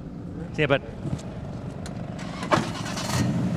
Don't overthink it, young fella. Don't overthink it. 15 years old, just get out there and drive it. I don't think that'll be too bad there, Joe. We'll wait for the scores to lock back in as we take a look at Brendan Fisher, who is from the South Island and has had a bit of a journey to get here, as have many of our teams, coming across various roadworks, etc. on the way here. The car's called Barry, but it's got a LS underneath the bonnet, but Brendan Fisher definitely one to watch. Said he was feeling pretty comfortable behind the wheel of his S chassis. He's another one who mentioned, though, he did need to pick up his man coins for the outer zone 1 and 2, so hopefully he can nail the initiation, which will set him up for a really good run. There's a phrase we haven't heard for a while. Shout out to the Hedges if they're tuned in, the old man coins. So he's come out of the TTI scrub box off the Monster Energy start line. Linking CU is the initiation sponsor for the weekend. GT Radio name and rights sponsor for turn number 1. BlackBee sponsoring outer zone 2. Trust Tairāwhiti sponsoring outer zone 3. VIP frame and trusses bring you the outer zone 4 that Brendan Fisher is now going through, and then the CRC outer zone 5 is the very last wall ride, and all the drivers of course are aiming for the 10 Tools podium. So thank you to all of our partners here of D1NZ, and again a huge thank you to Trust Tairāwhiti and the BlackBee crew, Tairāwhiti Contractors, Curry Construction, Launch Construction, Puma Group Gisborne, Gisborne Hiabs, Porter Hire Gisborne, Gisborne Boys High School, Awapuni Speedway, Trust Tairāwhiti, Giz Build, Dukes Carriers, Container Space, Stone Transport, Inline Marking and ProWorks, all big parts of D1NZ being here in Tairāwhiti, Gisborne, the coast of the rising sun, experiencing drifting for the very first time. Brendan Fisher rolls off the line there again for pass number 2 as Joe furiously hits refresh, trying to keep you all up to date with where the scores are locking in for our Pro Sport drivers. If you have just joined us on the Oversteer TV live stream, then we are in Pro Sport qualifying. About half the field so far run through. At the moment we do have Ryan Parry provisionally in queue number 1, but Ryan Parry into Barry. That was a mouthful, wasn't it? But Brendan Fisher behind the wheel, baking those tyres, Joe. I don't think anyone's managed to produce that much tyre smoke in the outer zone 5. That was quite impressive, actually, that whole run. So it'll be interested to see how the judges score. Your little SR doesn't do that, does it? No, your little 86 with now. Okay, I talked about this before. Trent Albranch is Fanger-esque in his approach to things. In the very unique Camaro with 2JZ underneath the bonnet, I've got no idea what we'll see. All we know is it'll be wild, it'll be fast, it'll be aggressive, and he will throw it in there because he wants to stand on the top step of that podium. He gets out to outer zone 1, he gets to 2, he gets to 3, transitions nicely through the centre of the track there, winds the angle on, flicks it back the other way to try and get out to 4, but then he has come up short there, has Trent Albranch on the outer zone number 40, the Equip Master Suck It Up sponsored Camaro. Big body car. Deep into 5 though, Joe, very deep into 5 though. Manages to stay out there, different approach to it, let it coast its way out there, then got on the gas. So we saw that as well from the Ryan Parry run earlier. So some things to tidy up earlier in the run, but probably quite good on the CRC wall ride to end that one out. Very good second half of the run. Love to see the cars. Some of them have been struggling between that zone 4 and 5 to make that big leap, but Trent not struggling with that part at all. No. No, as you'd expect from an aggressive driver. So, do we have any updates on scores? No, I think we're still Ryan Parry 1, Darren 2, Sheldon Neal 3. Brendan Fisher coming in at 5.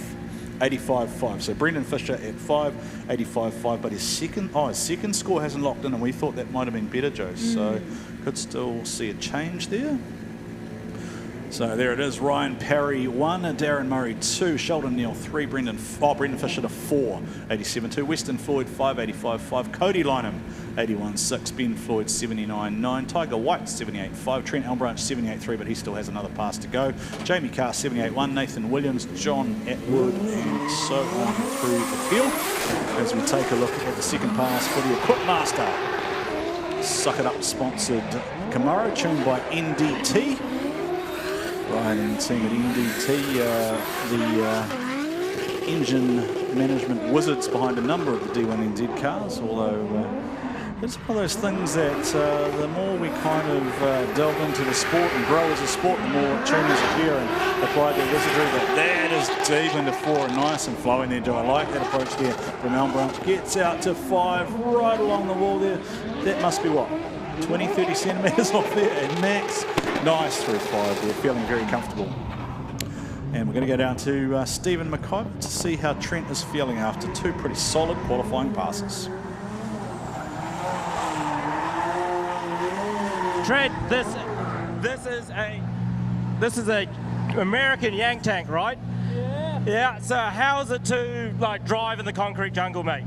Well, we stacked it in our second run of practice, so from there was nothing to lose, so we're just giving it everything. Awesome, mate. I mean, it's a pretty big car.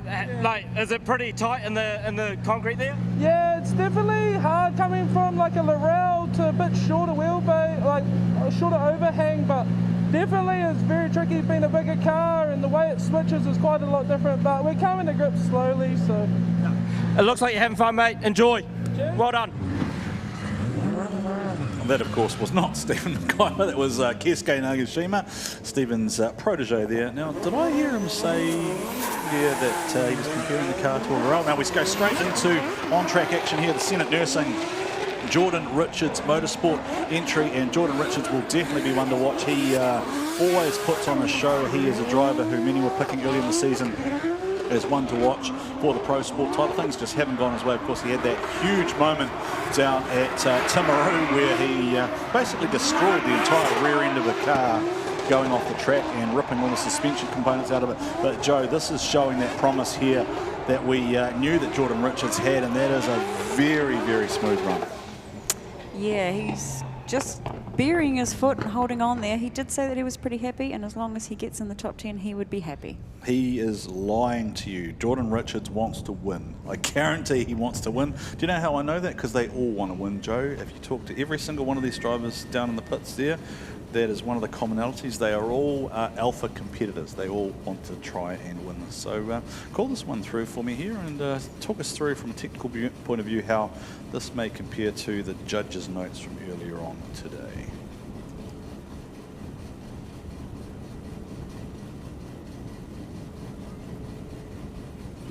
Waiting for the launch master to give him the green light. And he's pulling through the start champagne. Jordan does the opposite flick there and comes through super deep into turn 1. He gets out of zone 1, he gets out of zone 2, and he holds on through out of zone 3, holding it there. Nice flick as he enters nice and early and aggressively into zone 4. Holds it the whole way around. And stretching the legs of the Senate Nursing S14.9 through into zone 5, holding it around our CRC wall ride. Coming out of drift a little bit early, perhaps he should have stayed until that white line, but overall pretty good. So for some of you, this is going to make absolutely no sense whatsoever. This is effectively the single pass qualifying that we go through. And I can't talk over the top of this one because this is Brody Knowles doing just a mechanical run. So what you are watching effectively is qualifying. It is seeding. It is the drivers going out and trying to lay down their best possible lap in order to try and rank themselves from 1 through 32. What then happens is the drivers tomorrow move into paired battles where the higher qualified driver can choose whether they either lead a run or whether they chase in the first run. The drivers have a turn at doing both, so they either lead first or they chase, and then the drivers will switch over and the judges either judge driver A, driver B, or one more time. It is only those 3 possible results that can be locked in, Joe. So battle is always interesting. It is definitely where things step up a notch.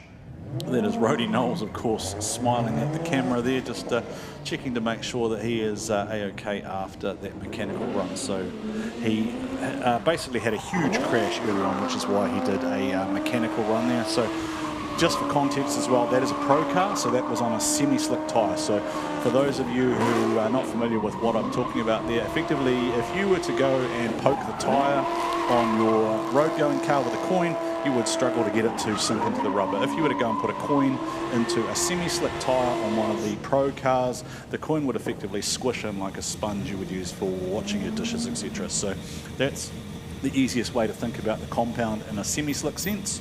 It does have to have a minimum 200 tread wear for those who are technically oriented.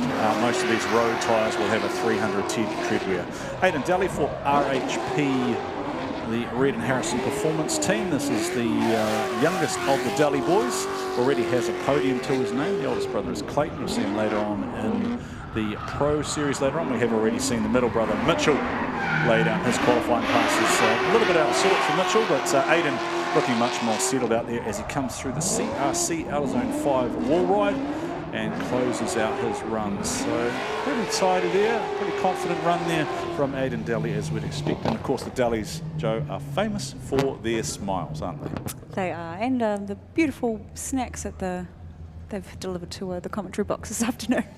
The way to Joe's heart, by the way, just for the teams or anyone in the pits, is snacks and coffee. If you've got snacks and coffee, Joe is your best friend. That is the easiest way to get yourself a little bit of behind-the-scenes D1NZ content. Joe, of course, hosts the behind-the-scenes shorts that will appear from time to time, talks to the different teams and interviews people and gets a bit of a flavour or context of what's going on pit side, the things that go on to put together these events. So again, if you have just tuned in, we are in Tairāwhiti, Gisborne, the beautiful east coast of New Zealand. Tairāwhiti means the coast of the rising sun. We are in Matawhiro, which is where the drift park is at the end of Dunstan Road, if you consider coming out tomorrow. So Aidan Daly, run number 2 through the first section there. The outer zones 1, 2 and 3 goes through the VIP outer zone number 4.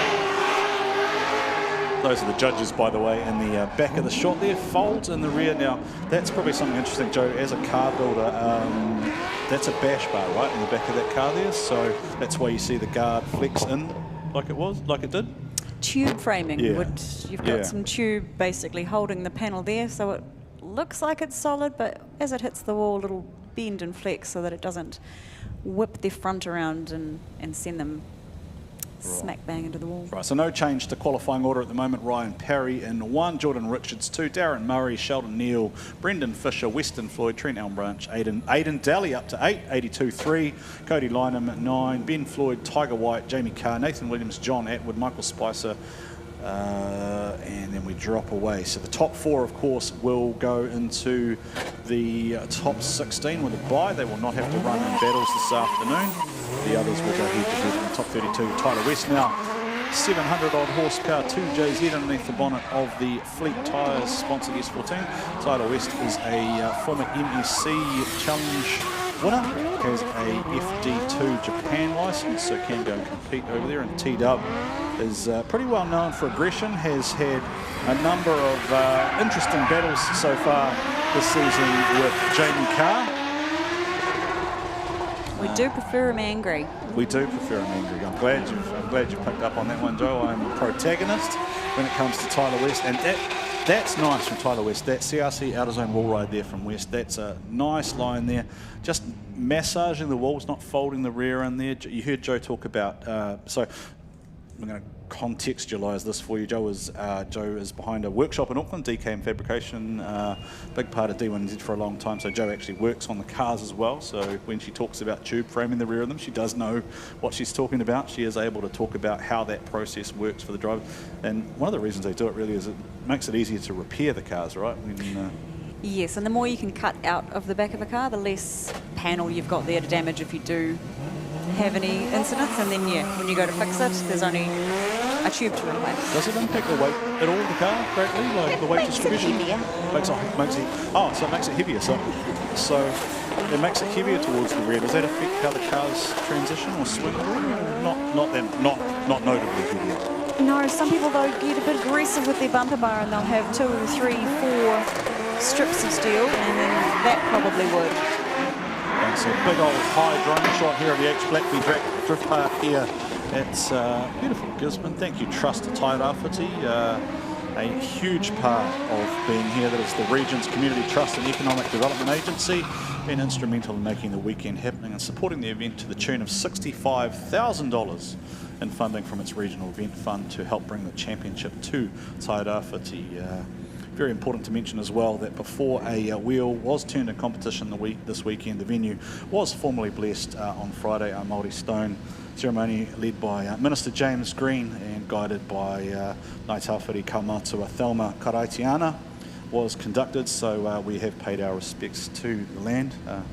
Rohi, thank you for hosting us here in your beautiful regional coast here, the coast of the Riding Sun, Tairāwhiti, definitely living up to its name here this weekend. So we watch Sam Rowson, Bridgestone Tyre Centre, Caddy Laurel. That thing was a wreck at Pukekohe, Joe. That had a big incident that went head on into the wall, and Sam and the team have basically removed the front of it, put it back on, and it doesn't look like it's ever been scratched. The thing is beautiful, and I've just kept commentators hexed. That is not called doing a Warren, by the way. That is a commentator's hex. Thank you, Joe. Well, he did say that he'd found some more grip in the car, but maybe he's too much, lost it, or too much. Maybe too much. So again, I do just, so continuing just what I was saying before too, the venue wouldn't exist without the vision and actions of boss BlackBee, Were Te Kake and the whānau, and the support of Aratu Forests and Trust Tairāwhiti. So again, thank you all so much for welcoming us to your lands here, to Matawhiro, and to the beautiful coast of the Rising Sun. So again, we do acknowledge the iwi of Tairāwhiti, the tangata whenua of the Rohi. Sam Rowson, run number 2 here. Very short of where he should have been, Joe. Unusual for Rowson. He's generally a pretty strong qualifier. He definitely is, and this morning he looked pretty comfortable, so I'm not quite sure what's changed. All his eggs are in this basket now after getting a 1 on that last run. So, I mean, as long as he banks something to place himself up the end.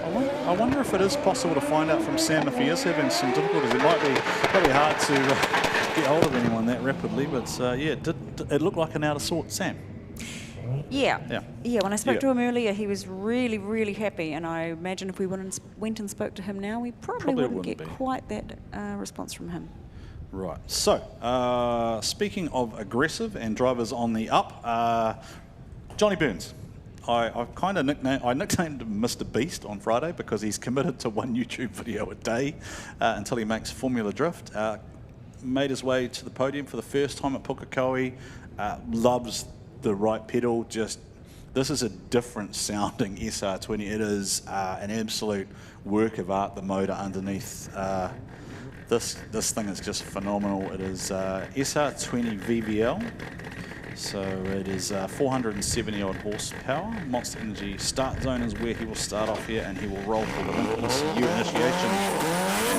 Listen to that 4-cylinder purr. I love making fun of SR20s, but this one just sounds different. It's just animal. And look at that lock from Johnny Burns. Looked like he was going to go up the section there, but he just wound on a handful more lock and held it in there. It did affect his momentum a little bit, Joe, and there was that limiter being fed as much right foot as it possibly can. Hanging and bouncing off the SR20's limiter. Link ECU, of course, a big partner here of D1NZ, and engine management coming to the fore there as that car is fed absolute death by Johnny Burns' right foot. And he's happy. And his hands were pretty smooth there. There wasn't a lot of spaghetti hands going around in the cockpit, so he must be happy with that. Yeah, that's an interesting one, isn't it? Some drivers look really busy and others just look very smooth, and Johnny, just as he finds that confidence, right, he's... I won't show you my in-car footage. No, it's very, very busy.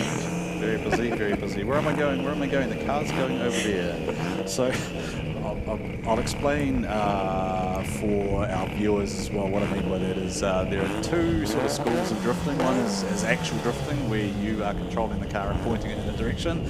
The other is almost like a controlled power skid, where basically you're a passenger and you're holding on and the car is kind of defining where you're going. So that is, I believe, more affectionately known as demonstration driving, Joe, is it? That's what I've deemed it for myself. We call it demonstration driving. So big fans of that as well. Different strokes for different folks. And look, if you are a first-time viewer, first-time person here, I'm sure that Wereta, Boss and the team have got some big plans here. And Corbin Wilson is well involved, all graduates of the Drift School. So who knows, maybe we'll see a Tairāwhiti Drift School taking place here at the H BlackBee Drift Park. Super deep into zone 1. I think it's that angle that's allowing him to do it, right? Like he's just pointing the car almost backwards into 1. Is it going to be enough potentially for a Q1? Gives it that. So that is the definition of the confidence throttle. That is the very definition of it. And he's just sitting on the limiter now and he's just backing that car. Do you know, he's checked it up, but he's managed to keep it out there. I thought he was going to lose his momentum, but he was able to massage it so that car has enough like mechanical grip and enough grunt to be able to just massage it up the track. The other drivers we've all seen kind of come down the track a half a metre, but he managed to hang it out there. I think we will see a contender for a top 3 there, Joe. I'd be very surprised if that is not in the top 3 of the qualifying passes. Not that we are judges, Warren, but No, very much enjoyed that run. No, look, we judge everyone, but we're not the official judges. So the 3 wise men are Darren Kelly, Andrew Redwood and Taylor James, who are our 3 judges of fact, and they are the only 3 people whose opinions matter. If you are new to the sport of drifting, then it is a sport that is very subjective in opinion. The drivers are effectively given a prescribed criteria where they must try and place their car to specific areas or zones on the track. They try and do so as quickly or as fluently as they possibly can, and then they are attributed points. And that is going into the wall backwards, and that is why we have safety equipment. And Isaac is absolutely fine. He is just simply frustrated. That is now going to be an unhappy Isaac, who will need to go and check on that car because that has gone pretty square backwards. I'm not sure if that car has a rear radiator, but it definitely has rear mounted fuel cell, etc. So as you can see there, the tube framing there has meant that there's been very, very little panel actually to take, or to be upset from that. It's just completely crumpled away, which is what it's designed to do. So they can just pull it off and keep going. So the tube effectively protects everything structurally in the back, right? The diff components, etc. But all the panels and boot, etc. can just effectively be crushed in. That's kind of how these cars are set up. Kind of, yes. The tube's there to protect your fuel tank if you've got a rear radiator, any of those key componentries. All right, so let's take a look at the GT radio replay here. And where did it go wrong for Isaac Aldridge? I think he just tried to he's tried to save it and he's got on the brakes and just slid up the track. He's just literally had it's had no grip and it's just slid up the track backwards on him, and it's frustrated there, and that there is something that auto-corrects on your iPhone to duck, and then he drives off. So a little bit frustrated. He'll be okay, but he will be checked, I would think, by the health and safety officials here, our EMTs. Now we are at the point end of the field, Joe, with our number 2 in points, young Riley McEwen. Now what have you got for me there, Joe? Points update qualifying wise? I'm not quite sure if it has. No? We haven't Updated seen Johnny. all the way, No, Johnny's yeah. not in there yet, is he? All right, so there's an appropriate sponsor placement, isn't it? H BlackBee in the team, H BlackBee Contractors, H BlackBee Crushing, H BlackBee Motorsport. Is there anything H BlackBee does not do? From what I can see, they can do anything. They seem like they can be, they seem like if you've got a job that involves some sort of contracting project or crushing or roadworks or anything of that nature, then they are definitely the people to talk to. So thank you to Boss BlackBee, Wereta Kake and the team from H BlackBee Contractors, Crushing, Motorsport, etc. And a big welcome to your... Actually, you guys are up there. Can you guys actually hear us up there in your VIP grandstand? Give us a wave if you can hear me up there in your VIP grandstand. You can? Yeah. I've got a I've got something I want to throw at you guys. Just wave your hands back. Wave your hands back at me if you think this is a great idea. If Wereta wins, I vote you guys storm the track like the Alex Johnson celebration when he got the try. What do you guys reckon? Are you keen? Would you storm the track if Wereta won? Yeah, you keen? Excellent. Are you guys happy to have us here, by the way? Are you happy to have us here? This is very sign language orientated too. Just talk with your hands. Yeah. The more. Oh, there we are. You're on camera now. You guys don't know this, but you're on camera. So if you want to wave at someone who is at home, and Johnny Burns to position 2. Johnny Burns to 293.3. Johnny Burns to 293.3 as Isaac Aldridge has turned straight around. Joe, now I wouldn't. Now Joe's suddenly gone racetrack official on me. She's going. What's going on now? Let's go back to your racetrack official days. What are you thinking at the moment? Well, to be fair, I would have thought that he would go straight back to his pits and check everything over. But I mean, as you can see, nothing of car crucialness has been affected. So Is it driver's prerogative? Can they effectively choose to do that? Absolutely. Yeah. Okay. I just want to confirm that. So there's no process that they have to go through here. So Isaac Aldridge is going to throw for pass number 2 here, makes it through zone number 1, but you can see that has dented Isaac's confidence there, and that has brought him way down the track there as he goes through the VIP frame and truss out of zone number 4 here, past the smart steel signs, past Joe and I there in the commentary box, past the judges, out to the CRC wall ride for the out of zone 5 there. He will bank the score for this one, but Isaac Aldridge with a tough first pass there has put it in backwards, and those are the 3 wise men there on camera. It is Darren Kelly, Taylor James and Andrew Redwood. Darren Kelly is our lead judge and has the highest amount of points available. He is the line judge, and then Darren and Tay respectively look after the other allocations. So Darren has approximately 60 points available as the line judge. That's top. Now that is so for those of you watching in live stream land, that is the current Q1. Ryan Parry standing next to Keske and Stephen down there, and I think we'll probably have a chat with him after we watch Riley McEwen with big angle on initiation. And I do know, Joe, that they've had massive steering issues with this car, and it has been very unpredictable. We saw the Rotary Brains Trust over there yesterday with Ross and the team just trying to work out what was going on there.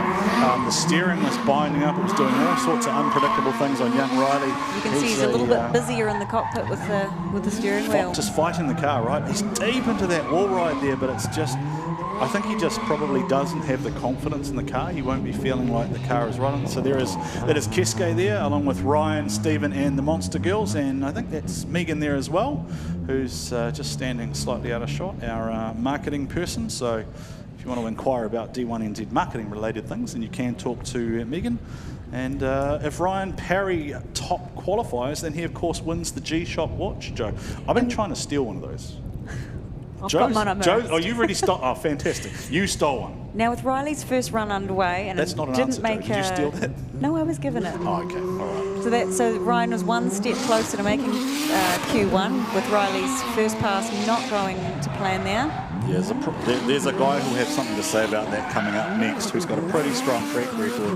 But we'll talk about Riley first, because he is deep in 1, 2 and 3. Right along, I guess the question there, Joe, is almost, has he exceeded the zone there? He was almost so deep in there that he was off course, but we'll let the judges be the attributors of fact there as he fills that VIP frame and truss out of zone 4. Right along the wall, deep in there is young Riley McEwen. Put your hands together, Tairāwhiti Gisborne. Young Riley McEwen at 15. Stephen's pumped on him when he's excited. And Ryan's looking worried. Ryan's looking as worried as a drift driver ever does. And now we get to see the international sign language of drifters, talking with the hands. What Stephen's doing at the moment is he's actually hitting refresh on the Google Doc, because Ryan Parry is one driver away potentially from winning that G-Shock watch. So he's going to come out of the TTI scrub, he's going to go through the Monster Energy launch into the Link ECU initiation. He goes through turn number 1, turn 2, the outer zones 1, 2, 3, VIP, and then CRC. So I thank you to all of our sponsors, BlackBee, trust Tairāwhiti. To be fair though, I think he's got enough of those watches. He doesn't have enough He does. hands. Well, he said he's got 2 girls ones apparently. Blake Miles, the man we call the pole king, he wants to call himself the ninja. Why do they call him the ninja? Because he comes to qualifying and he chops the opposition apart, and Blake Miles just surgical along that yellow line, feeding at the right foot, feeding at the tyre smoke. Round the outer zone 4, all right, he comes. Blake Miles, Miles Motorsport laid out on the side of the car. Blake Miles RV underneath the bonnet just starts singing there. Sorry, I think it might be a 2J actually. I might have just put you completely wrong. CSC wall ride there for Miles Motorsports. Blake Miles, he would be 15 centimetres off that wall, if that. And Ryan Perry's like, I got to put my hands together for that one. That is a lap. Keisuke Nagashima putting his hands in the air there. And I think that's an acknowledgement of that might be enough. That's only lap 1 though. You know that he's gonna throw it even deeper and more aggressive for run 2. My apologies for not mentioning Container Space earlier. Container Space providing us with our judges box for the weekend. So Container Space providing our 3 wise men and race control with the home. So at the moment it is Parry, provisionally 1. It is Richards. No, that was. I don't have Riley on here yet, so my balls are not updating as fast as we need. Yeah, and we know that Johnny was 2 as well, so we're still waiting for everything to loop its way through. 1 pass to go. 1 pass to go for qualifying. Blake Miles, has he done enough? Will Ryan Parry potentially qualify as Q1? Tairāwhiti Gisborne, the coast of the rising sun, meets the sport that originated in the land of the rising sun. D1NZ National Championship drifting in Gisborne. First pass was not enough. The first pass was not enough. Blake has to do it this time around. Ryan Parry, 1 hand on Q1 at the moment. Has Blake Miles got enough in the tank? Blake Miles has got the hand out the window. He's going for the style points. He's waving at the crowd there. Blake Miles feeds at the right foot. The 2J starts to sing. We know he's got the brand new Turbo Spark Turbo in there. It is making power. It is making smoke. Has he got the style? He's looking out the window there. He fills up outer zone number 4. Gets out to the CRC wall ride. Little bit of a love tap there, but fills it up nice and deep. Tyre smoke, style, aggression. Blake Miles, the ninja in the house. Has he done enough for Q1? Tairāwhiti, let me know what you think. Make some noise for Blake Miles. Well, as he came round turn 1 there, Warren, you would have seen the smoke turn yellow, and that's an indication he is exactly on the line. That is as far as it goes before you start getting deductions, and his tyre smoke all around all of turn 1 was yellow, so we know he's done a really good job in that section. All right, we're going down to Stephen McIver, who is probably going to find out Q1 live as the document refreshes. I know, this is hard. Ryan Parry's been sitting here for 13 drivers. When you put that 96.2 down, you actually haven't been watching anyone. You've been sitting in the pits. Have you actually thought anyone could beat that? I mean, Blake Miles' first run was 95.9. Yeah, if there's anyone, it's definitely Blake, so let's see what happens on the second one. Did you know on that run how strong it was? No, not really, actually, but yeah, must have been after I watched it, so. Oh, come on, you said to us you thought you might have bugged it. Actually, I can confirm now. Here we go. Oh, okay, confirmation, you are our not, you missed, I just missed it. Ryan Parry, 96.2, and our G-Shock top qualifier with 96.4 is Blake Miles. 200s, mate. Yeah, P2 though is still cool, so I'm happy. I mean, it's a hell of a marker to lay down, isn't it? Yeah, it's an amazing track, and yeah, just thank you to my sponsors, MTF Finance, Cheap Tyres Rotorua, Fowler Performance, 4-Season True Care. Yeah, I'm happy. All right, let's go to Kesko because he has our G-Shop top qualifier with a score of 96.4, and that is our championship leader, Blake Miles. Mate, you got another Q1 for you. G-Shock top qualifier. How do you feel, mate? Was it the hand out the window? It must have been the hand out the window for those extra couple of points, but just such an awesome day here. Had a pretty good lap on the first one, so I sort of wanted to pump the crowd up for the second one, hand out the window, having some fun, so I hope everyone enjoyed that. I think everyone enjoyed it, mate. Phenomenal season for you. How are you going to feel going into battles? Oh, it's always good knowing that you're quite up there in qualifying going into the battles. You know, you're one to sort of watch out for, so as long as we can keep this momentum coming into the battles, I think we'll do pretty well. Yeah. Are you going to choose to lead or chase first? We'll be leading all day. Yeah, get it done, mate. Awesome. Well done, Blake. Yeah, thank you. All right, so, well, Joe, qualifying for Pro Sport done and dusted. What a result. Locks in Blake Miles Q1, but how did that rest of that field lock in? Yeah, no surprises there with Blake coming in the top spot, followed by Ryan Parry, Johnny Burns in third, which is the podium position he got last round, and Jordan Richards, who told me he would be happy to be in a top 10, but he is that is our top 4 who get a bye into the top 16 battles. All right, so let's take one more look for our live stream audience at how Blake Miles qualified number 1. Once again, they call him the Ninja, because when it comes to qualifying, he knows exactly what he needs to do. He is so confident that you see the hand out the window there, just waving at the important people in VIP, just saying, hey, I'm here to do the business.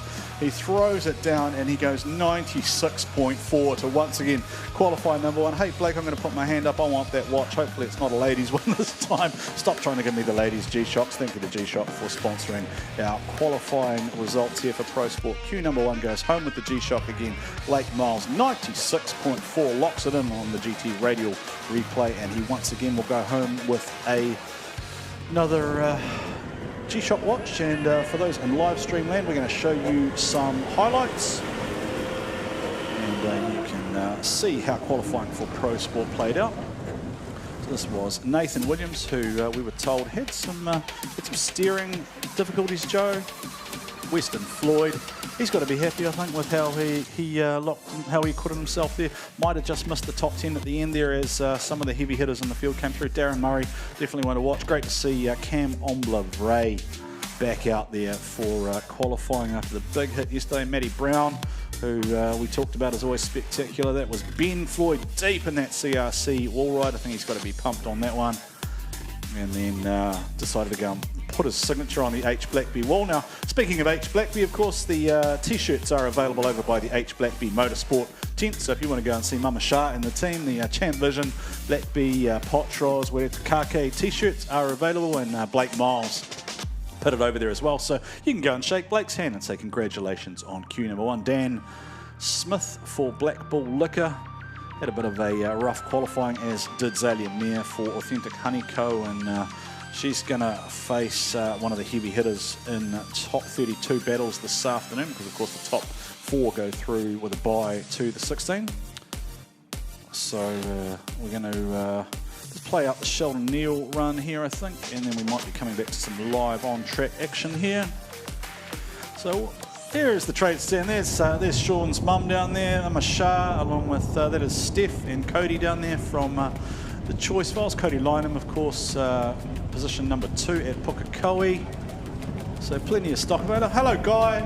Great to see you down there. Hope you got some sunscreen on, mate. Mama Shah always tells me that one. I never put sunscreen on. I don't have enough water. Yes, that was for you, Mum. Have you got that 17XL for me? Have you got that 17XL T-shirt for me? Actually, show me how big a T-shirts you got. Have you got a 3XL, 4XL, 5XL? What's the biggest one? Just show me with your fingers, and just show me with the fingers. What's the biggest one? 1, 2, 3, 4. What's the biggest size? 6XL, 7XL. You got a 7XL.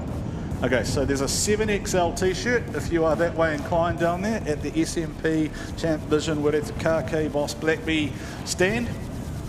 It is fantastic here, by the way, sir, that you're just putting into a ponytail there. Looking good. What do we got up here? Is that a Mexican flag? You're on TV. Yes, sir, you're on TV. Wave your flag, sir. You're on TV. Wave your flag. All right, we've got to pay some bills. Time to check out some ad commercial messages. Link ECU, let's get it. We got the spiciest K-Series built. Supercharged Ford Eliminator engine. Oh, good old SR20. So rowdy. Naturally aspirated, 1,000 horsepower, LS-based engine. And then we're going to add nitrous on top of it. Running an S54 controlled by Link ECU. Link direct injection EcoBoost Fox body. I actually put an FA24 in it. B58, E46, Link ECU. No matter what engine you have, it's stock K24 or it's a 1,000 wheel 2J. Link ECU all day.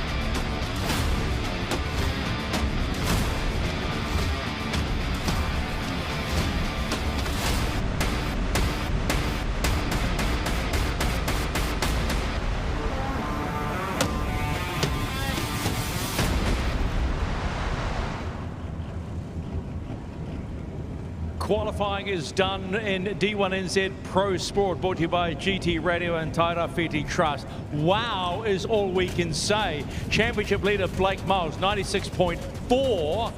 And then Ryan Parry, 96.2. Keisuke Nagashima, when you talk about qualifying, it's going down to the wire. I don't think we could have asked for better. Oh, 100%. I mean, all the boys put it on. They really put their commitment into the whole course, and it really showed today. 0.2 between the runs. Where do you see 0.2? I think it's the entertainment value, kind of the X factor that Blake gave against Ryan. Ryan did a really, really good job. It's probably his highest qualifying points to date. But Blake just absolutely put on the show and exactly what the judge wanted. You're talking about putting on a show. I wonder if it was style. I mean, what a show pony.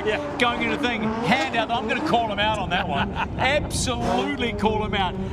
You know, my mother would say, put your both hands on your wheels when you do that. But you've got to say, championship leader class. Yeah. So we now move into the big boys.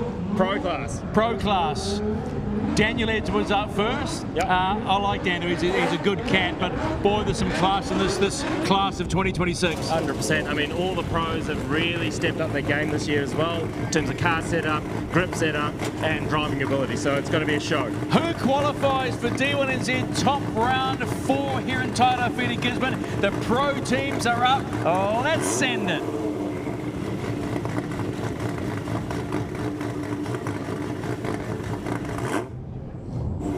Alrighty, Tairāwhiti, the coast of the rising sun meets the sport of the rising sun. D1NZ national drift action underway here. Joe, and Dan Edwards returns to pro. He does, and he's going to make light work of it. He's not had to do any changes to his car to change from Pro Sport to Pro, so he's feeling pretty comfortable. Got 1, 2 and 3 really nicely He's there. held all of those zones, and you can see that he's right on that outer yellow line for zone 4.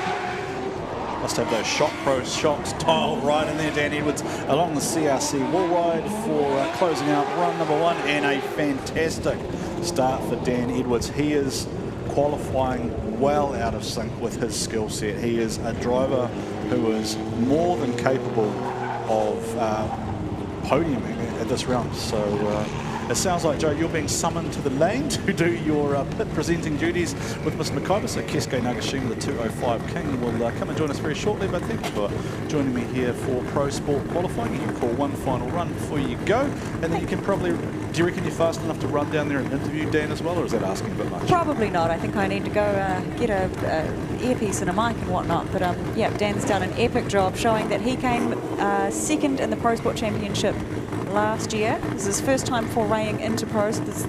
He's not done many laps on a semi-slick tyre, but here he is showing the difference between those Pro Sports and the pros. You can see he's done an epic job on that first run. We'll just wait to see what he pulls out of the bag for the second. Car looking resplendent as always. Thank you to Bold Sign and Graphic as he rolls out of the link rolls out into the Link ECU initiation, out through the GT Radial turn number 1, out of zone number 1, sponsored, out of zone 2, sponsored by BlackBee Trust Tairāwhiti, sponsoring out of zone 3, and now they come down through the outer zone 4, which is sponsored by VIP Frame and Trust, and they close out with the CRC wall ride, which is out of zone number 5 here, and Daniel Edwards getting us off to a qualifying start with a bang as he just rides out right along that wall there, putting on a show here. And could we see Q1 with the first run? Keisuke Nagashima, that's a way to start things. Yeah, straight off the bat, Dan Edwards putting on a show for that 2JZ powered 180SX. I mean, unreal, like I said. All these guys are really putting on a show here. They're really stepping it up. They're finding the line, finding the grip levels, and really setting the cars up to do what they do. As we see Johnny Layton here in the TRD powered NASCAR V8. BMW come into the first initiation, a little bit off there, coming into that first, second and third outer zone, a little bit inside as he comes around into the switch, and fourth outer zone, nails that outer zone, tries to stay wide there, a little bit inside as he goes into the wall run there, transitions back and comes into the last wall run. I think he's having a little bit of issues there, a little bit of hesitation as he gets back on the gas and across the finish line there. That car is not happy. Like, that does not want to go where he wants to put it. They've had so many mechanicals. Talking to him and his partner down the pits there, and look, somebody said at one of the rounds, if we didn't have bad luck, we'd have none, right? And that's probably how you would describe Johnny's season so far? I mean, it is a TRD NASCAR V8, so they are very high-strung motors, especially in drifting. It takes a lot out of them, so unfortunate there for Johnny. And there is nothing that sounds better either than that TRD NASCAR motor singing. Sounds so good. If he does come back around straight away, I'm actually just gonna stop talking and just let the crowd here in Gisborne, who haven't had D1NZ before. And it's great to see the crowd here. It's unreal. Oh, okay. It sounds like that was Johnny Latham's mechanical. So this is Matty J, who's okay. So Johnny Latham was out of order. Matty J should have been next in qualifying. Matty J, returning driver, who Kiske, we know that this man can put it on the door because he had that, shall we say, infamous battle with Brodie Marr at Mount Smart. He's a man who's not afraid of concrete walls because he spends his time smashing into people in a steel cage driving a stock car for fun. He does too. Matty J is not afraid of being on the door, and Matty J, Matty J! What's happened? Was that my fault? Well, he's definitely not afraid, right? Did I do that? And everyone's loving it. I mean, yeah, what happened there, Matty? I think the power just, he lost power to the rear, and it realistically just pushed the front into the wall. He's still driving off. Game of centimetres, right? Like you flirt with the edge, and you can see there. I don't know if that bash bar was straight before, or whether he did he's probably he's nudged the wall and it's just sucked him in. So here we go, GT radio replay. So Kiske and I are busy waxing lyrical about Matty, and oh no, that happened before that car lost power and just straightened up. Yeah. So pick this up on the GT radio. It loses drive right there, I think it is. Right there, and he's out of the throttle, and it's just pulled him back around. It's one of those things. I mean, there's a lot of safety cuts with these cars these days, with a lot of different ECUs, Link, Haltech, Max, Motec. Some of them run Motec, and there's a lot of safety cuts that obviously, if a car goes over that parameter, it will cut the power to that vehicle just for safety of the motor and driveline and whatnot. So potentially a safety cut that's put them into the wall there. Thank you to Container Space for sponsoring our judges booth, which is you spent some time in there next door, didn't you, Kiske? And it's apparently it's pretty loud in there with the exhaust notes bouncing off the back of it's a metal box. Yes. They're inside a metal box. Yep. And it echoes. Yeah, and we're on one car at the moment. We're not on two. Although I love peer pressure, by the way. I heard a rumor, and I'd love for the crowd to tell me if they think this is a great idea. I would love to know if you guys would like to see a 10-car train on this track. Would anyone like to see a 10-car train on the track? Because I think that would be a fantastic idea. We're about to see Jordan Joyce for NZKW. See, this is, I'd definitely be a little bit of a favouritism here. It's got the God's Motor SR20 in it. So again, how'd you feel about Johnny Burns before then, listening to that? Unreal. Good, congratulations to him for third place in Pro Sport there. I mean, unreal run by Johnny. But again, it means that the SR can do it, especially in these little concrete rounds where, it really doesn't need too much power to get around the track. Do you know anyone else with a little SR and a little chassis that goes right in the car? You might know someone? Yep. guy called Kiske that won a championship? Yeah, I wish I was driving, to be honest, but to put on a show. But as we watch these guys put on a show, it's been great to watch. Yeah, Jordan Joyce returning, of course, sat out the first 3 rounds because Jordan went to China to compete in the Chinese Drift Series in a S15 over there, sponsored by Golf, along with NZKW, Jason and the team. Thank you to Jason and the team for being long-term sponsors of D1NZ. And Jordan's definitely one to watch, particularly if there was any precipitation or rain. This is the underpowered car, Kiske is quite excited by listening to the sounds of an SR20 singing. He's lost the words. As Jordan comes around into the third and fourth outer zones, doing a very, very good job there, being out onto that yellow outline as he comes to the switch. A bit of a handbrake to adjust, and as he comes around the wall, still making that SR sing. A lot of smoke coming out that rear as he little love tap on the wall there as he goes across the finish line. You're probably enough of a nerd too. I bet you probably even know how many revs that thing was pulling around there too, do you? I hope over 8,000. 8,000? 8,000, mate. 8,000 for a period of what? 2 seconds? 1.5, 2 seconds maybe? I'd say about 10, 14. 10 to 14. It probably, with Jordan Joyce driving, it probably is, right? Because Jordan has a heavy right foot, right? Yep. Like it's, and the SRs love it, mate. They just love limited. Yeah, they do. Yeah, shout out to the whole JJ Motorsport team. Great to see you back. Saw you boys down there in the pit spannering hard, and I heard a rumour you guys even did a pie review this morning on a solid mince and cheese. So well done, boys. Great work. finding a way to support the local economy here in Tairāwhiti, Gisborne. A lot of discussion about the best place to get a decent coffee, the best place to grab a pie, the best place to grab a steak tonight, or to check out the Warriors. So if you've got any suggestions, then let us know. Just give someone in a D1NZ shirt a tap on the shoulder and say, hey, we think you should go here, because you know what? You guys are the locals. This is your road here, so you guys know where to go for the decent pie. As we watch Jordan Joyce roll off the line through the NPCU initiation. Yeah, a bit of a handbrake initiation into that first initiation there, which is interesting, but coming around, back on the throttle, comes around to that wall ride, doing very, very good job there as he switches back and goes into the inside line. Ooh, very late transition there by Jordan as he comes into the third and fourth outer zone. Big clutch dumps as he comes around and gives it enough limit, a bit of wheel speed there to get into that last wall ride there. Does very well to stay into that wall and in that zone there as he comes around through the finish line.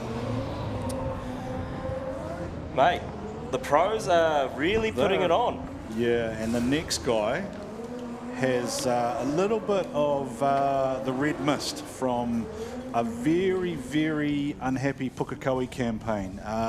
Brodie Mayer probably, I think you could hand on heart say he's probably within the 2 or 3 fastest drivers in D1NZ Pro consistently. Yep. He's known for that big rolling burnout off the line. He loves just to attack a corner. Yep.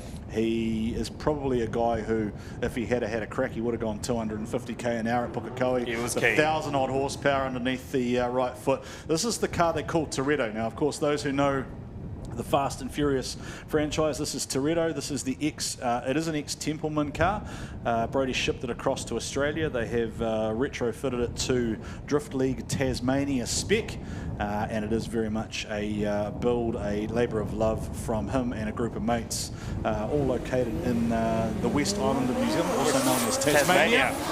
And Brodie is, of course, Australian by birth, and he is definitely one to watch. So here we go into the GT Radio turn number 1. Cascading cranks the angle straight away. Good flick as he cranks the angle, really on that outside line there as he comes into the switch there. Good switch, very aggressive transition as he comes around. Little bit off and shallow line there as he comes around into the transition back onto that final last outer wall run. He's done a very good job to be in that zone, maybe not as close as some of the others against that wall, but overall great run there by Brodie Mayer. What was the throttle stab on the outer zone 5 there? For a driver like Brodie, that's quite unusual, because he's usually very confident and very smooth in his application, so maybe fighting some things in the car? Yeah, in practice he did have a little bit of a bingle with that wall, right? So I think he's obviously just trying to bank a run there, get one run in the bank, and then hopefully he sends it for the next one. Yeah, I've never known Brodie to lack for confidence. Usually he is a full send driver, but he also does need to bank some points right, try and qualify high, because you do run the risk if you kind of have whatever go on.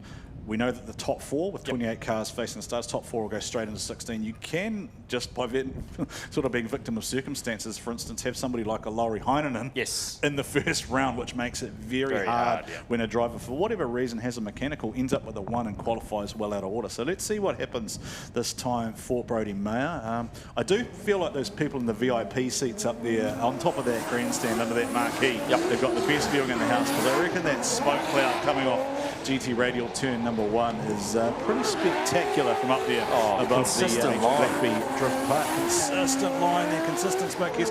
Nice throttle there.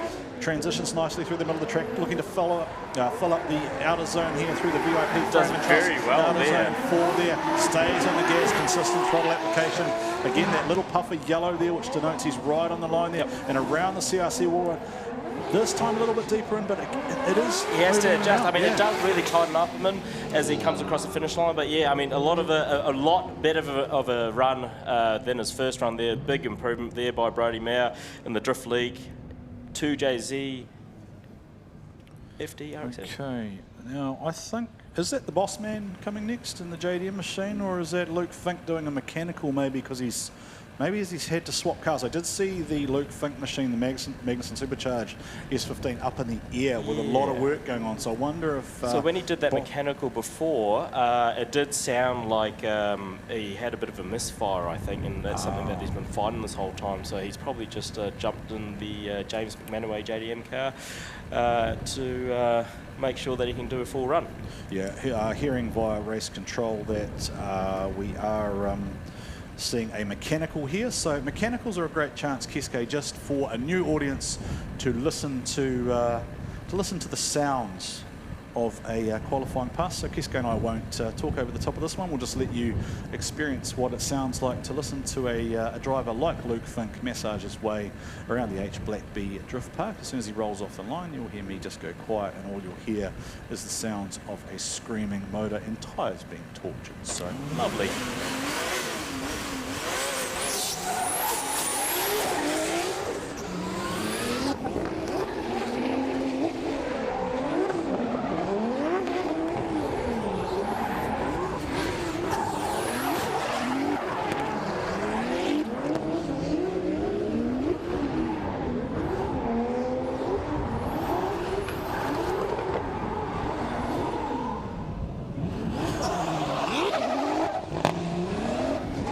That wasn't quite how our demonstration lap was supposed to go, Keske, but... I mean, it is a mechanical. It's his first time driving this vehicle over the weekend, so he's obviously just trying to feel it out. He will go back to the pits and make some changes to the setup to how he wants to drive. It's Luke. He's just going to turn around and go again. So as we take I know a look it's at Luke, but I know judges. how he is too, and he would not be very impressed with that run himself. So he wants to put on a show. He just turned around. I think he's just turned around. So he's in the boss's car. He's just had a little look at the wall, and he's going to roll off the line and just send it again. Let's see if it's more successful this time. But it's great. Yeah, it just seems maybe the gearing's off, or yeah, he's really struggling with it. The team, I think, have had sort of an ongoing battle, and I know it's a thing that Luke has mentioned before. Now, the way he's pulled off there, that smoke's coming from underneath the bottom of the car. Yeah, I think there's a fire. That's on fire. Or is it? Yeah, there's still something that's not quite... I would say that that car's hit a cut there, and that has probably brought out the Smart Steel recovery crew. So the team, of course, trained in safety recovery procedures. So they'll just make sure that there's no visible flame here. No, there is flame there. You can see it through the guard. There is on the guard there. For those on the left-hand side. Oh, is it? Oh, is it the... No, is it lights? No, it's the lights. It's a trick. Yeah. There's a shadow. Yeah, no, it's all right. Oh, is that what it is? Is it? Got to open your eyes. No, we're not going to make that joke. We're not doing that. We're not doing that. So let's go and meet our judges again. Darren Kelly, Taylor James, and Andrew Redwood, our three wise men up there, our judges effect, of course, supported by DSO Joel Counter. All four are successful drivers in their own right, with over 50 event victories between our judging panel, including, of course, multiple titles for Darren Kelly. Taylor James, kind of, unfortunately, a bit like Andrew, perennial sort of bridesmaid, but probably a little bit because Darren was in the way at the time. Yeah, 100%. And it does look like we are going to try and have a chat with our judges if we can, but not in a position where they can talk to us at the moment. Again, thank you to Container Space for providing our judges box for the weekend. You were up there earlier, Keske. She's pretty loud. Yeah, it is loud, but I mean, it's a great view from up there too. But at the same time, I think this is the best viewing from the spectator's point of view, as you're right close up against the action. You know, you really feel it and enjoy it and hear it. It's great to be here in Gisborne. So we are going to go down to Luke's just making his way across to chat to Stephen McIver, but before we do that, I'm just going to thank some, I don't know, Stephen's made his way out. He's not coming to check me out. I'm going to check him out. Looking good for a start. What's happening? I don't know. Oh, come on. So the S15 is actually by far, but we fixed the steering on the car finally after all these years and had the car feeling amazing. We ended up losing a diff, one of the last runs we had earlier. We replaced the diff. I went out for my runs after that and it went down. We dropped a cylinder. It seems one of our injectors isn't firing for some reason, which all of a sudden reared its head up. And then James was like, yep, take this out, and I think it's just done a motor. And like, it wasn't revving, it wasn't doing anything, it kept straightening up on me, so there must have been some other issue underlying there, and it literally just dropped its guts. So yeah, that might be all she wrote for the weekend, I think. Oh mate, it's a tough break. I mean, defending champ, how are you feeling? It's pretty frustrating, but you do what you do. I don't know, it's just it's motor racing, isn't it? Like, it's the luck of the draw sometimes. I've been to like Mat Series with, you know, 3 of my own cars and had 2 break, you know what I mean? It's a game we play, and it's not a fun game sometimes. No, these are the ones you have to sup and go, as you quite simply said. It's racing, that's why we do it. Got to stuck it up. Well, no, this isn't why we do it. This is the sucky bit. The why we do it is the cool stuff. But no, definitely very sucky, and yeah, I don't know, maybe we'll come out on 7 cylinders for qualifying with the other car and see if we can find an injector overnight or something. We'll see what happens, but I'll go back to the drawing board now with the boys, and yeah, it's a costly one, this one. I think that 2J's got a hole in it. If anyone can do it, you can think it. I'll try. Well done, mate. Thank you. Well, thank you, Stephen McIver, catching up with Luke Fink, our current defending D1NZ champion. But Keske, the title defence is not looking great at the moment for Luke Fink. He's sitting about 4th or 5th in the points at the moment, with Dave Steedman and Connor Halligan just that little way ahead at the moment of the rest of the field. But obviously with 100 points on offer for the win tomorrow, and 14 points obviously in qualifying, there is a chance that you can make a big impact straight away. But a lot of work to do there for the JDM team, or possibly do we see a scenario where Luke Fink is actually borrowing a car from someone else in the pits? You and I were having an off-camera chat about this earlier in the week, about we're getting to the point in the season where it is kind of going to be a little bit about who's got mates in the pits as well, because you do get to a scenario where we've already seen Adam Davies switch into his car, so that takes it off the radar, so to speak, for Dave Steedman. So Dave Steedman now needs to qualify in his car. He doesn't have the backup available. Who knows what happens in terms of someone like a Sean Potros or Wedeta Kake could step into Blake Miles' car. Conversely, Blake Miles, solid points at the moment.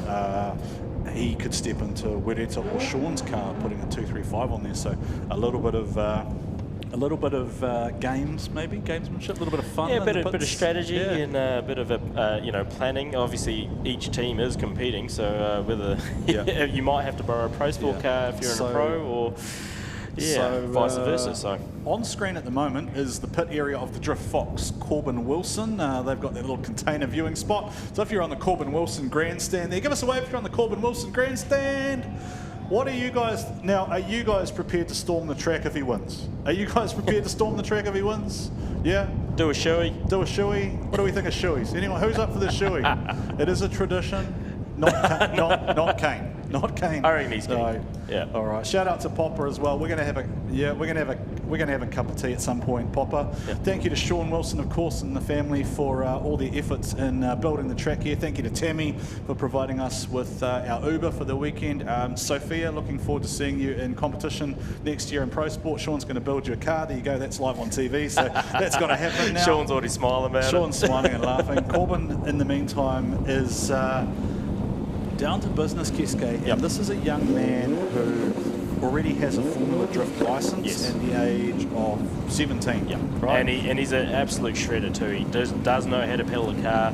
You know, one of the best battles that I had in my Pro Sport career was with Corbin as well when he was younger. So I mean, it was great to see him into pro with a brand new built car. But we'll see Corbin Wilson going back. I think the tyres are probably cold. So fair enough for him. But yeah, I mean, again, absolute peddler, really knows how to put the car where it wants to, and in practice it was one of those things where he was very, very impressive in the battles too, in chase. So one of the best battles I saw was him and Fanger, which was you know, the young gun, the old boy. So I watched them do one practice run yesterday, and it was just him being a nuisance on Sean Potros's door. And if you think about who is the driver who's the most unpredictable, hardest to take, Sean Potros. Because he's wild, and Corbin's right there beside him. So here we go, rolling through the ECU initiation into GT Radial turn number 1. Corbin Wilson, you can see that speed already has gone on the level as we step into the Pro class from the Pro Sports through H BlackBee outer zone turn number 3, into Trust Tairāwhiti outer zone 3, into the VIP Frame and Trust outer zone number 4. Did a really good job. Corbin Wilson finding the limiter there, burying those tyres, burying that rear in the CRC wall ride, and he will close out his first scoring pass here with a solid run. Will the young Drift Fox? Corbin Wilson grandstand. Everyone what do you put think it of that up for Corbin Wilson. Sean's up there going, oh, that was all right. He can do better. That was all right. He can do better. He can do better. But, I mean, yeah, Corbin Wilson really putting it on. That initiation was probably one of the wildest initiations that I've seen today. So, no, awesome run there by Corbin. Yeah, shout out to Perma Group of Gisborne as well, who have helped with the track, and where Sean and Corbin also both work there. Shout out to Weston from the Perma Group. Many people to thank. Yes, I'm going to get through this at some point. I'm going to do it just before Wereta comes out, I think, because there is a big long list, and Wereta did specifically give me a list, and he did say he didn't want anyone to miss out at all, so he's given me a list here that I'll read through just before he comes out. But we're going to watch the Fox again with the health. We mentioned ECUs before, right? Health Tech, yep. Links, we've got all sorts of stuff going on within the field, and so much technology available, but there's also that thing, right, where because the cars are 93 on the first pass, Corbin Wilson 93 first pass. What can the young man do? Keske, aggressive into one. Huge initiations. He comes around into that wall. A little bit of an adjustment there. Oh, he might have actually had a mechanical issue. He's revving the car and it's not really going anywhere while he goes past. That's rolling off the track, and he's going to stop that, is he? We'll see, but yeah, he's actually going past his crew, going, what's going on? I want to look at the replay again, because Corbin wears a distinctive yellow glove, and I felt like I saw him like reach across or do something odd in the car. Like there was a definite movement on that GT radial. Maybe he was just saying hi to the crew. Maybe. Do you reckon he was doing the How ballsy, by the way, was Blake Miles with the hand out the window? Yeah, he was comfortable. I don't know where Blake is. Here we go. Let's have a look at the replay. Now this is it's right here. You watch. You can see a yellow glove will appear just there. See? Yeah. Maybe power steering. Maybe steering issues there, and he's chosen to. Or did he go to pull the handbrake and he whacked it out of gear? Potentially. Did he? All right. So right here we go. Alexis Garcia, Jaron Olprona. First run for him. Yep. Big car to throw around this track, Kesko, but Jaron Olprona starting to find a little bit of form. Made a number of changes to the car. Yep. Chelsea Denofa was in the car, well-known refiner of different motor vehicles, made a few suggestions there. Kester and the team have expanded that parts trader car to something that Jaron now feeling much more comfortable driving. He's going to get that big car deep in that CRC wall. Takes the bumper off, takes the boot off, and stays in it. You gotta love that, Gisborne. You gotta love that. Put your hands together for Jaron, bearing that big Lexus in the wall, and I'm thinking it's just going to turn it around and go again. Yeah, I think so. It's pretty ready to go. A little bit more airflow into that rear radiator there, but yeah, as we hear, Corbin Wilson's car just unfortunately just turned off.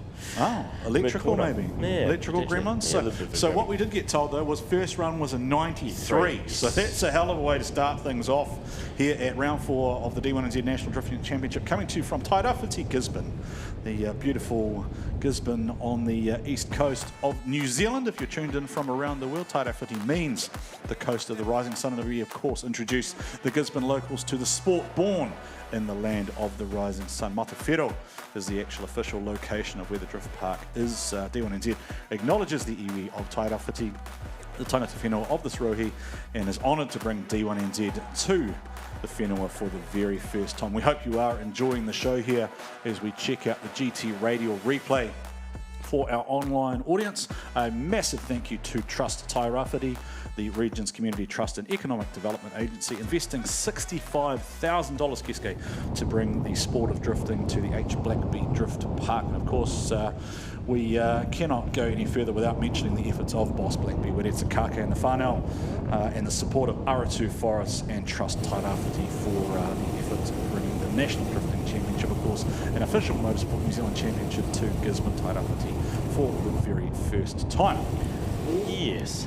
I mean, it's an amazing venue. I mean, it's one of the tracks that after seeing it, really want to come and drive. Yeah, I'm missing out. I've got a bit of FOMO going, but it's unreal to actually see everyone enjoying it, right? The drivers, the spectators, the organisational staff, everyone. So as we go to the second run of Jaron Olive Kona, the Past Trader RC Lexus V12 Howden Motors, does a pretty good job there. Initiation, a little bit of adjustment there as he comes into the wall run out of zone 3.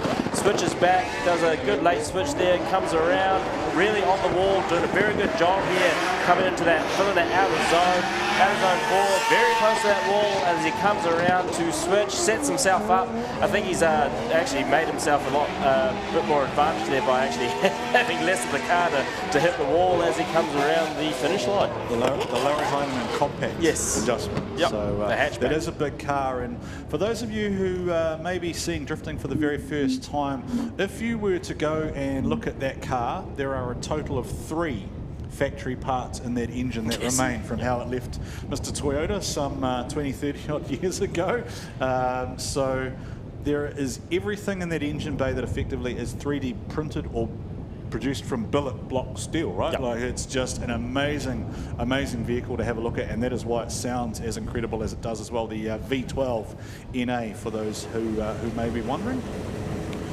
Now, speaking of wild, Keske, I don't know what to expect from David Hunter. No. It could be 232k an hour, like he allegedly did. I say allegedly because it is unproven. It is based on some data logging, but 232k an hour is how fast David Hunter initiated last Epico. Keske calling through. All right, as he comes into the initiation, doing a very good job there to stay out wide. Little left foot brake just to adjust, filling that first and second out of zone, hitting that third out of zone. Lots of smoke, lots of wheel speed, lots of aggression there as he comes into the switch in the fourth out of zone, filling that out of zone, whether that's going to be on or off the line, doing a very good job there. Smoke absolutely pulling off the rear as he comes into the switch for that last out of zone. A little bit of a handbrake drag just to adjust, make sure that long C33 goes into the zone and across the finish line. So very, very good run there by Mr. Hunter in the Max Civil C33. Yeah, David Hunter, definitely a driver who has sort of been in and out of the seat a little bit and is now looking to, I guess, build a more consistent campaign, but he sort of, I guess, is still struggling with the challenges that come with competing in that big car, right, which doesn't kind of, I guess in a global sense, it's not a preferred chassis anymore, the big C33, so he stayed true to his T33 roots, but... yeah, I think he's destroyed a lot of stock of facelift C33 taillights over the years. I bet him $50 once that he couldn't hit a wall when he came out and did it. It was in a burnout competition in Hamilton, and he came out and just belted the wall straight away to win $50, because at the time the C33 taillights were cheap and plentiful. I bet he wishes he had done that. Now, how good does that bridge look, Keske? The Monster Energy start zone. Yeah. Launchmaster Willie's domain, of course. So, although, as Joe pointed out earlier, we have gone to the lights this weekend, which just is maybe that little bit more predictable or consistent for drivers as they face the starters, although it is still very much Launchmaster Willie's campaign. Really different body language too in these cars, right? They can long and low down in the rear. Yeah. He's done pretty well on the initiation there, gone wide. A little bit shallow there on the second out of zone, hit that third out of zone very well, switches back as he comes around to the fourth out of zone, a little bit deep as he comes to a spin and takes a cone with him. So Keske did that. That was a Keske commentator's curse. Well, yeah, well, he's got two cones. Yeah, buried underneath the back of his car. And he's on the left foot brake as he tries to Stop wrecking stuff, David. Oh, is he going to wreck another tail light? No. Stop wrecking stuff, David. Put the cones back. Go and put the cones back. He's putting on a show for the crowd. He is ever the showman. Now, no, he's still got the cones there. They're still there, Keske. I don't know if the crowd can see this from where they are. The cones are still wedged under the back of that car. Melted, probably.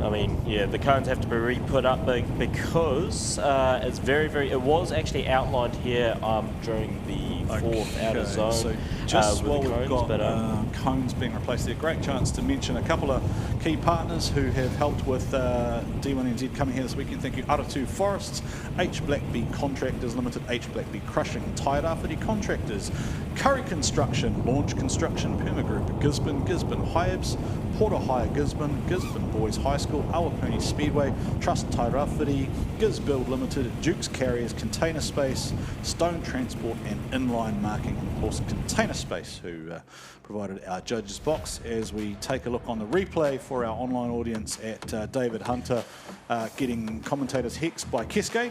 I think it was Completely you calling Keske's fault. him doing burnouts and hitting a wall, so Possibly. he just wanted to do a burnout in front of us. All right, now I don't want. You guys have not heard this before, so you need to experience this.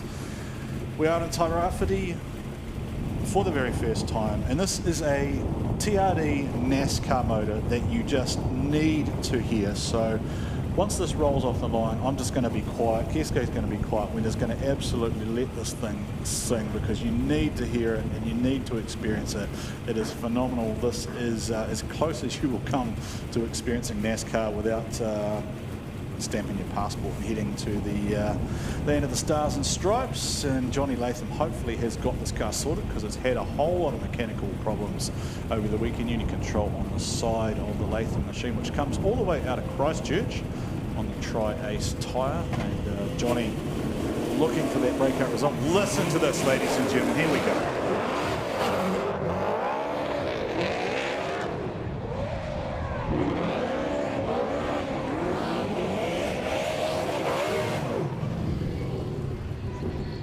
Well, I overhyped that one, Keske. I just made that quite disappointing. You were talking about commentators' curse, and no, my apologies. Blame me, ladies and gentlemen. I should not be allowed to talk either, and if people had their way, I probably wouldn't. Hey, shout out to Johnny, though, for getting out there, giving it a go, of course, and making his car available to Connor O'Sullivan at the Pukekohe round.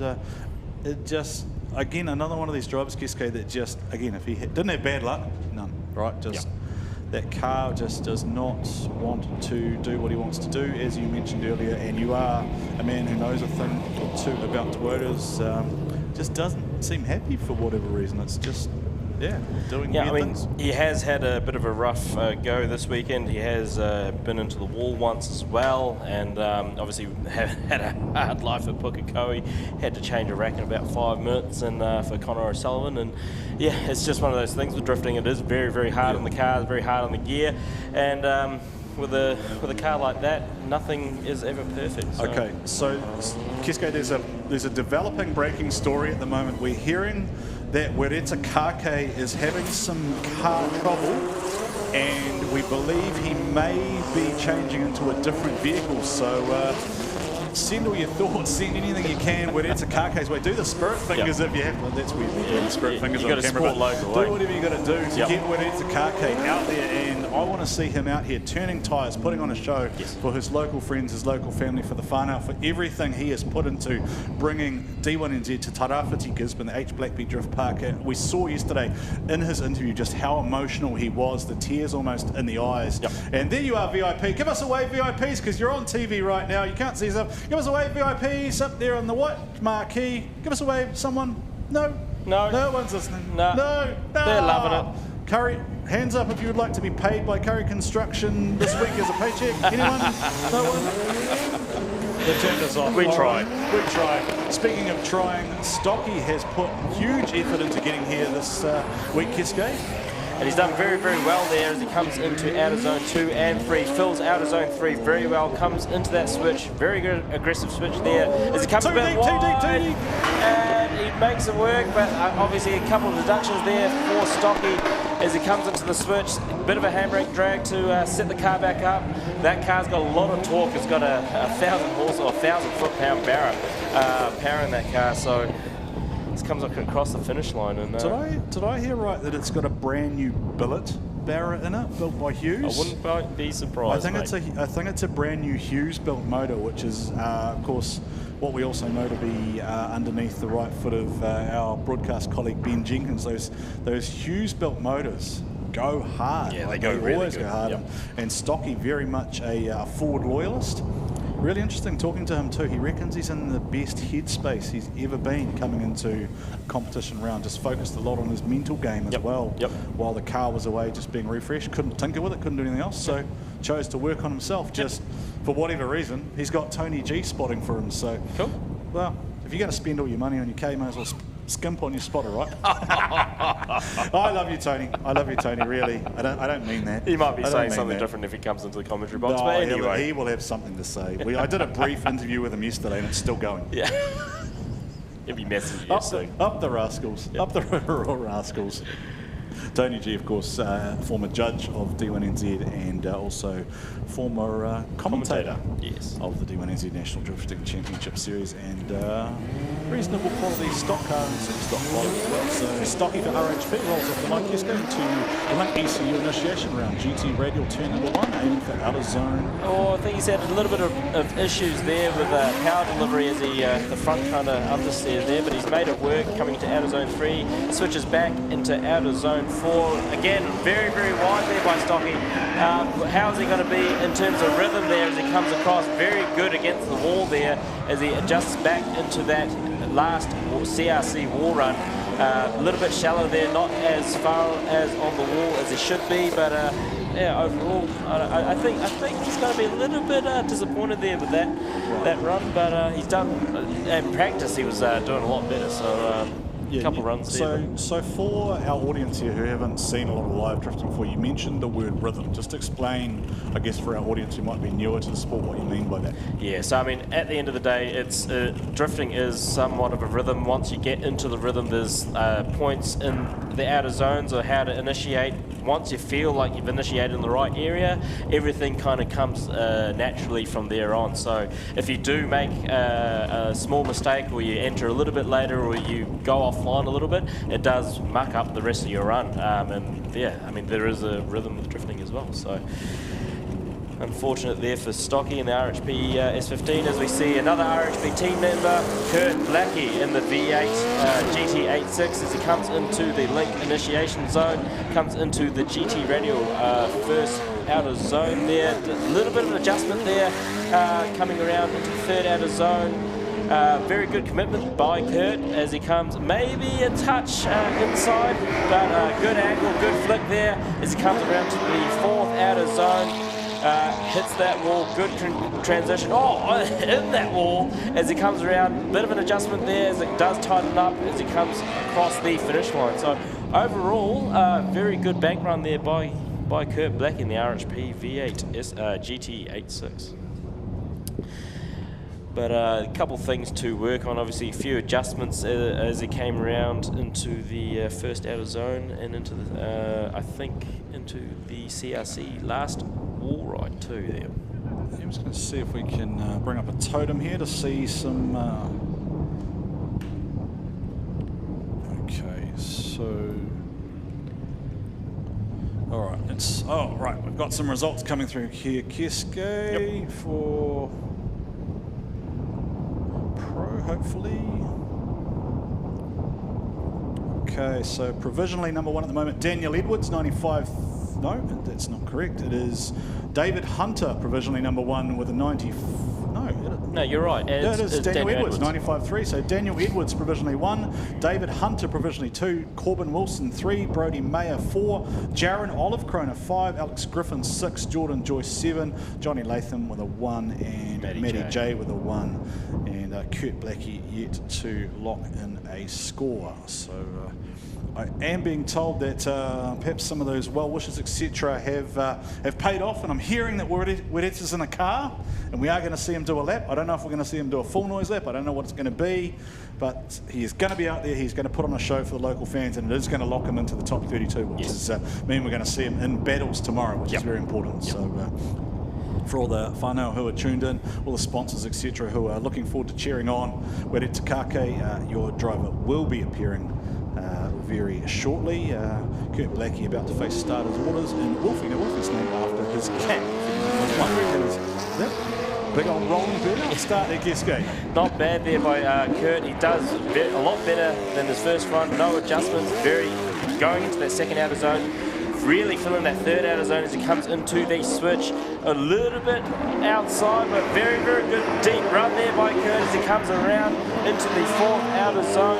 Fifth cup, very smoky, very... Oh, into the Kurt, wall that's as he comes. Is it going to be on it? No, it's blown unfortunately apart. not. Yeah. That shattered that wheel. As soon as he hit that wall, you saw that wheel explode there. But it was great commitment by Kurt, I'll tell you that much. He was really on one until, unfortunately, he just went a little bit too deep. I reckon these RHP boys have had a discussion about that outer zone 4, and they are just trying to work out who can get the most aggressive and deep into that outer zone 4, right? Because Stocky threw it in there, and the Kurt went, whatever you can do, I can do better, and threw it in even harder. And then unfortunately, I think he's come to grief pretty much where he had an incident yesterday, because these guys were spannering all night, and I feel like maybe some parts came out of maybe one of the Jenkins cars or something at Hampton Downs, and then were brought down overnight, right, to get this thing back on track. So you are looking, if you're on the live stream feed at myself, Warren Sear, I am your lead play-by-play, and Keisuke Nagashima, the 205 King, with me in the commentary box. We're down here in the beautiful region of Gisborne, Tairāwhiti.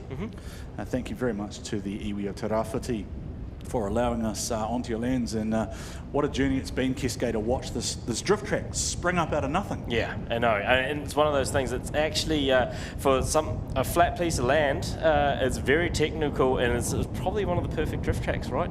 It's great for spectators, it's great for us, it's great for the judges, great for drivers. The drivers are absolutely loving it. Tight, technical, fast enough, big enough. It's really, really good. So.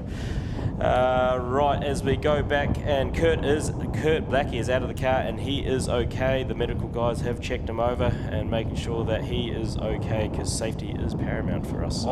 I gotta say, I did sort of jokingly say to Kurt, oh well, you got a highlight reel last time out of your tyre passing you from that infamous moment. I remember that at Bay Park. I didn't mean for him to go out and try and do it again, but I'm pretty sure he has destroyed that rear rim. Now, importantly for him, he did get a score out of his first run, so he does now have overnight. So let's have a look, Keisuke, and see what happens here. I think it's just probably an overdrive.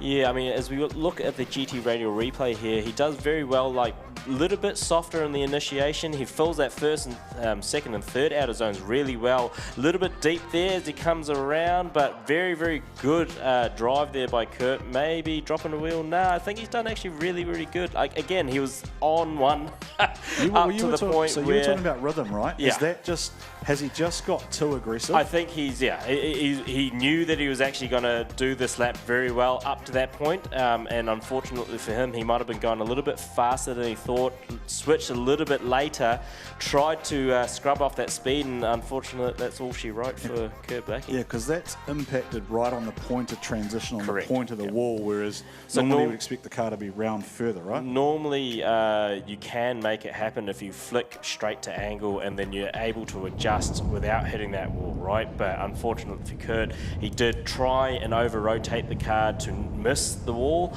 It's really effective, one or 2 meters too wide on the switch, or 1 or 2 seconds too late on the switch, which puts you into that wall there. So again, it's all happening really fast. Like for the guys that aren't in or haven't driven, it's all happening at warp speed, right? It's just, you have to really trust your instincts in terms of where to place the car, where the rear of the cars are, and trust that grip level of the tyre and mechanical grip. So while we've got a clean-up going on track, great chance to thank all of our sponsors once again: Monster Energy, 10 Tools, G-Shock, Smart Steel, Smick, Mick, Cora Fuel Cards, Logitech, GT Radio, along with local partners who have supported this event: Aratu Forest, H BlackBee Contractors, H BlackBee Crushing, Tairāwhiti Contractors, Curry Construction, Launch Construction, Puma Group Gisborne, Gisborne Hives, Porter Hire Gisborne, Gisborne Boys High School, Awapuni Speedway, Trust Tairāwhiti, Gisbuild, Duke's Carriers, Container Space, Stone Transport, and Inline Marking. So thank you, all of you, for your support, and thank you for being instrumental in bringing D1NZ, the National Drifting Championship, to Tairāwhiti, Gisborne. We appreciate you hosting us on the coast of the rising sun with the sport from the land of the rising sun. So I did ask Keisuke earlier if he could translate some phrases for me into Japanese, but the languages being what they are, it doesn't quite work out. So we instead acknowledge you and thank the iwi of Tairāwhiti, the team Te Whenua of the Rohi, and we are honoured to bring the sport of drifting to the whenua for the very first time. So this is going to be your man Were Takake attacking the track for what we're told is only going to be a single lap. So if you're a Were Takake fan, then make some noise for him. Put your hands together and show your love for the man who has been instrumental in bringing the sport to Gisborne. We saw the little tear in the eye yesterday in the interview, and I'm sure he would love you to be as loud as possible as he comes around that first and second corner, because trust me, the drivers can see it, they can hear it, they can feel it when they're behind the wheel. Okay, so just being told that he is apparently just going to roll off the line and just put a point on the board. But last time someone told me this did a full noise run, so I don't think this is quite going to be a roll off the line. So make some noise for Were Takake as he comes around the track. Show him some love, Gisborne. Show him some love here in Gisborne. Put your hands together for the man. Wasn't really quite a roll off the line. That was a kiss game. He's keen. H BlackBee crushing on the door. Thank you, H BlackBee contractors. Thank you, H BlackBee crushing for your support. Thank you, Trust Tairāwhiti, for welcoming us. And Joe is going to catch up with Wereta and see how he's feeling being here on very much home soil here at Matawhiro, where the drift park is located. So down to Joe. Wereta, you've been battling some mechanical demons out there. Yeah, we've been battling since Friday. We've actually ripped one car off, and then we've been battling gremlins with this car ever since. It's been we've been working for it, definitely. I can't thank my team enough, can't thank H BlackBees enough. Yeah, it's stressful. It's been a stressful one for sure, but you're instrumental in getting us running here with D1NZ, so we're so thankful for you and your team. Is this a different car to what you've been running? Yes, so this is the first time I've driven this car. This is actually Boss's car, the director of H BlackBees. He's actually lent me this car to get me going, so yeah, it's new to us. Oh, yeah. Well, that's points on the board. You're into the show. All the best. Cheers, thank you.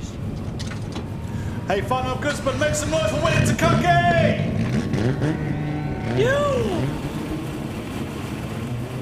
Thank you so much, sir, for having us here. We are honoured to be given the opportunity to bring the sport of drifting and showcase it here to the people of Gisborne. And thank you to the Gisborne people for being here.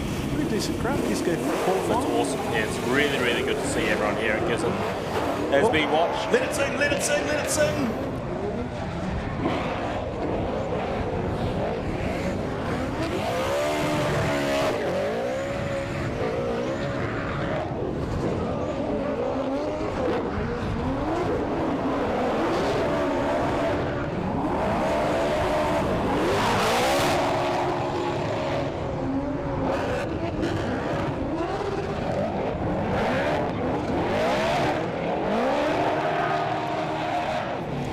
Is there a better sounding motor in D1NZ Keske? Some will argue maybe the NAV12, but that one's got to be pretty special. I'm a big fan of that TRD V8, I'll tell you that much.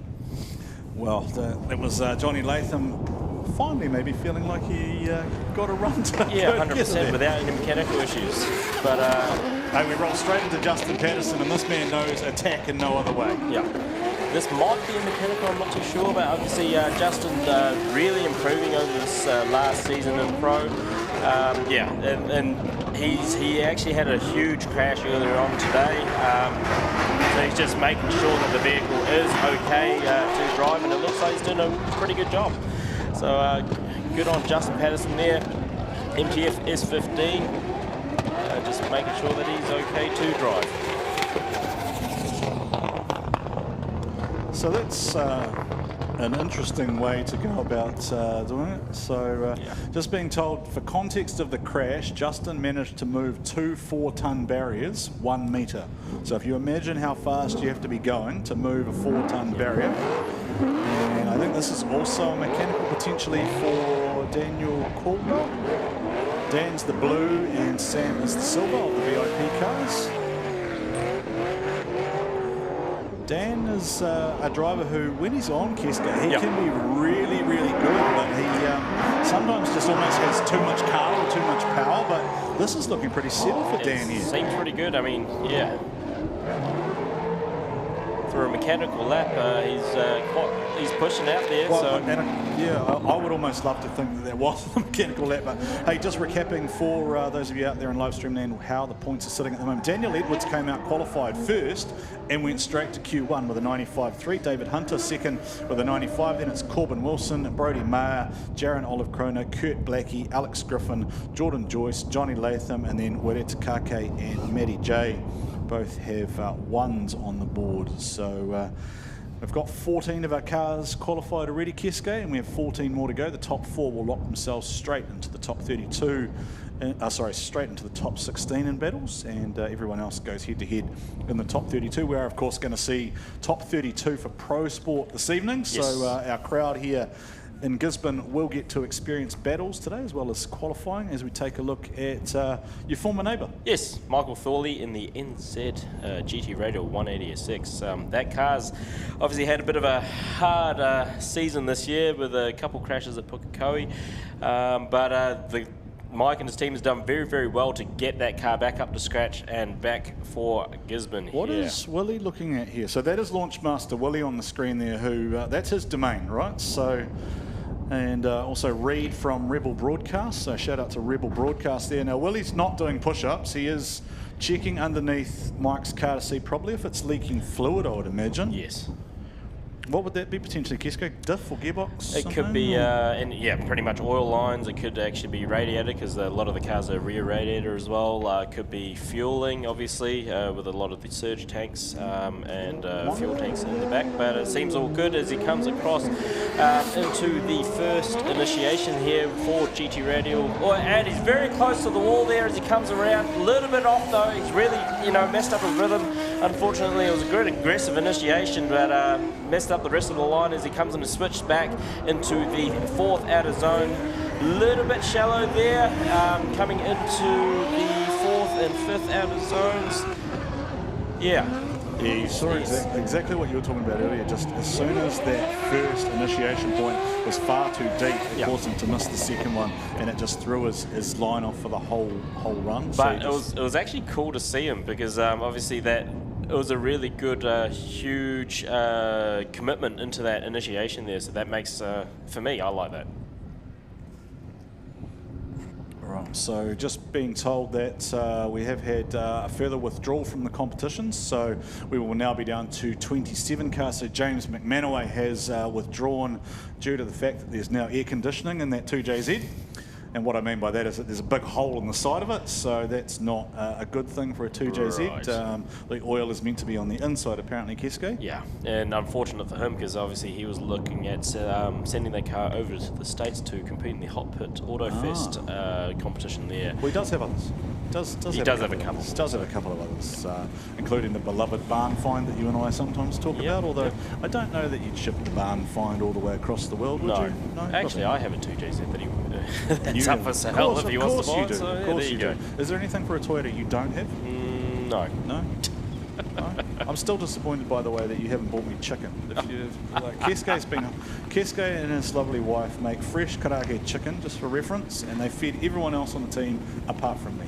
And a couple others, and a little bit salty about that, so I'll have to bring it to Bay Park. I just have the biggest platform to complain to. They haven't turned my microphone off yet, so we were just waiting for the judges to get sorted there, waiting for maybe a little bit of smoke to clear. The judges, just for your reference, if you are watching right next to us, our commentary box is the little grey one, and then there's the open container just above the track there. As Michael Thorley goes around outer zone number 3 there, brought to you by trusted Tairāwhiti into outer zone 4 there, sponsored by BlackBee, and that is a 0 for Michael Thorley. It's a shame because we sometimes talk about with Mike, it almost feels like he drives too safe sometimes. Yeah, but I think he's gone to the other side of the scale. Yeah. He's actually trying to push, but the car's not doing what he wants to. I mean, again, it is a very, very hurt car chassis-wise. The chassis was very, very bent, and the guys have done very well to get it back into spec, but it may not be doing what it wants to. Yeah, didn't DKM have to do quite a bit of surgery on that car? I think either DKM and obviously helped this team, but yeah. All right, speaking of cars that have been surgically repaired, Adam Whitehead, without whom I think about 4 other cars probably wouldn't be on the grid at the moment, because every time I was down at Adam's pit yesterday, someone came over and said, "Have you got one of these?" And he went, "Yeah, sweet ass, bro. Yeah, and I've got one of those." And drifting's one of the only motorsports in the world where, you know, there's so much camaraderie, where if people need parts to get back out there, all the teams are willing to try and get everyone back out there, even though they're competitors. So great community here in the drift scene in New Zealand and all over the world. Pride at the Hawke's Bay, of course. As I'm routinely told, apparently, the Hawke's Bay is the real bay. Yep. Not the other bay. Okay, it's a bit of a thing, apparently. Hawke's Bay all day. Adam putting a very, very good show here as he comes into that 3rd outer zone. Very large hard bike as he comes into the 4th outer zone. Doing very good. Putting on a lot of commitment, a lot of throttle, a lot of limiter as he comes around into the switch. What is he going to do here? Is he going to set himself up? Oh, and taps the wall there, and it actually pushes him off the wall and around and across the finish line. So a little bit of a messy run, messy second half for Adam Whitehead in the Pertec S14. Until then, though, that was like a high 80s, 90s run, right? Until that very last corner. That initiation and the way that he took that arc around that 1st and 2nd and 3rd outer zone was very, very, you know, it was clinical. And then came around and unfortunately went a little bit pear-shaped on that CRC last wall ride. So just repeating for our audience who are new to the sport of drifting, qualifying, of course, is only the entree to the main course, which is, of course, battles, and we do have the Pro Sport Top 32 coming up this afternoon. So the Top 32 will battle. You will see Isaac Aldridge and Tiger White, Tyler West, Mitchell Daly, Brendan Fisher, Matthew Brown, Cody Lynham, John Atwood, and Trent Elbranch and Michael Spicer on the left-hand side of the draw. Ben Floyd, Jamie Carr, Aidan Daly, Kim Thorley, Sam Rouse and Cam Omlivray. That'll be wild. Riley McEwen, Nathan Williams, Sheldon Neal and Zalia Mayer, and Weston Floyd and Daniel Smith all do battle this afternoon, and they will be head-to-head. There is only 3 ways that goes, Keske. It is A, it is B, or it is one more time. Correct. And we fight until we have a winner, and then they go through into the top 16 until we have a grade A, a top 4, and of course a podium finisher. So I think this will be a little bit of a grumpy Mr. Whitehead now. Yeah, 100%. He definitely wants to improve on this first run. He's done very, very well getting to that 2nd outer zone. As he comes around, fills that 3rd outer zone, comes to switch. Switches a little bit late, but he does very well to set himself back up onto that 4th outer zone. He's right there. Gone a little bit, maybe a metre or 2 off the outside line there where the judges want you. Bit of an interesting switch there as he comes into that CRC wall ride. He's done better than his first run, and overall pretty clean run there by Adam Whitehead.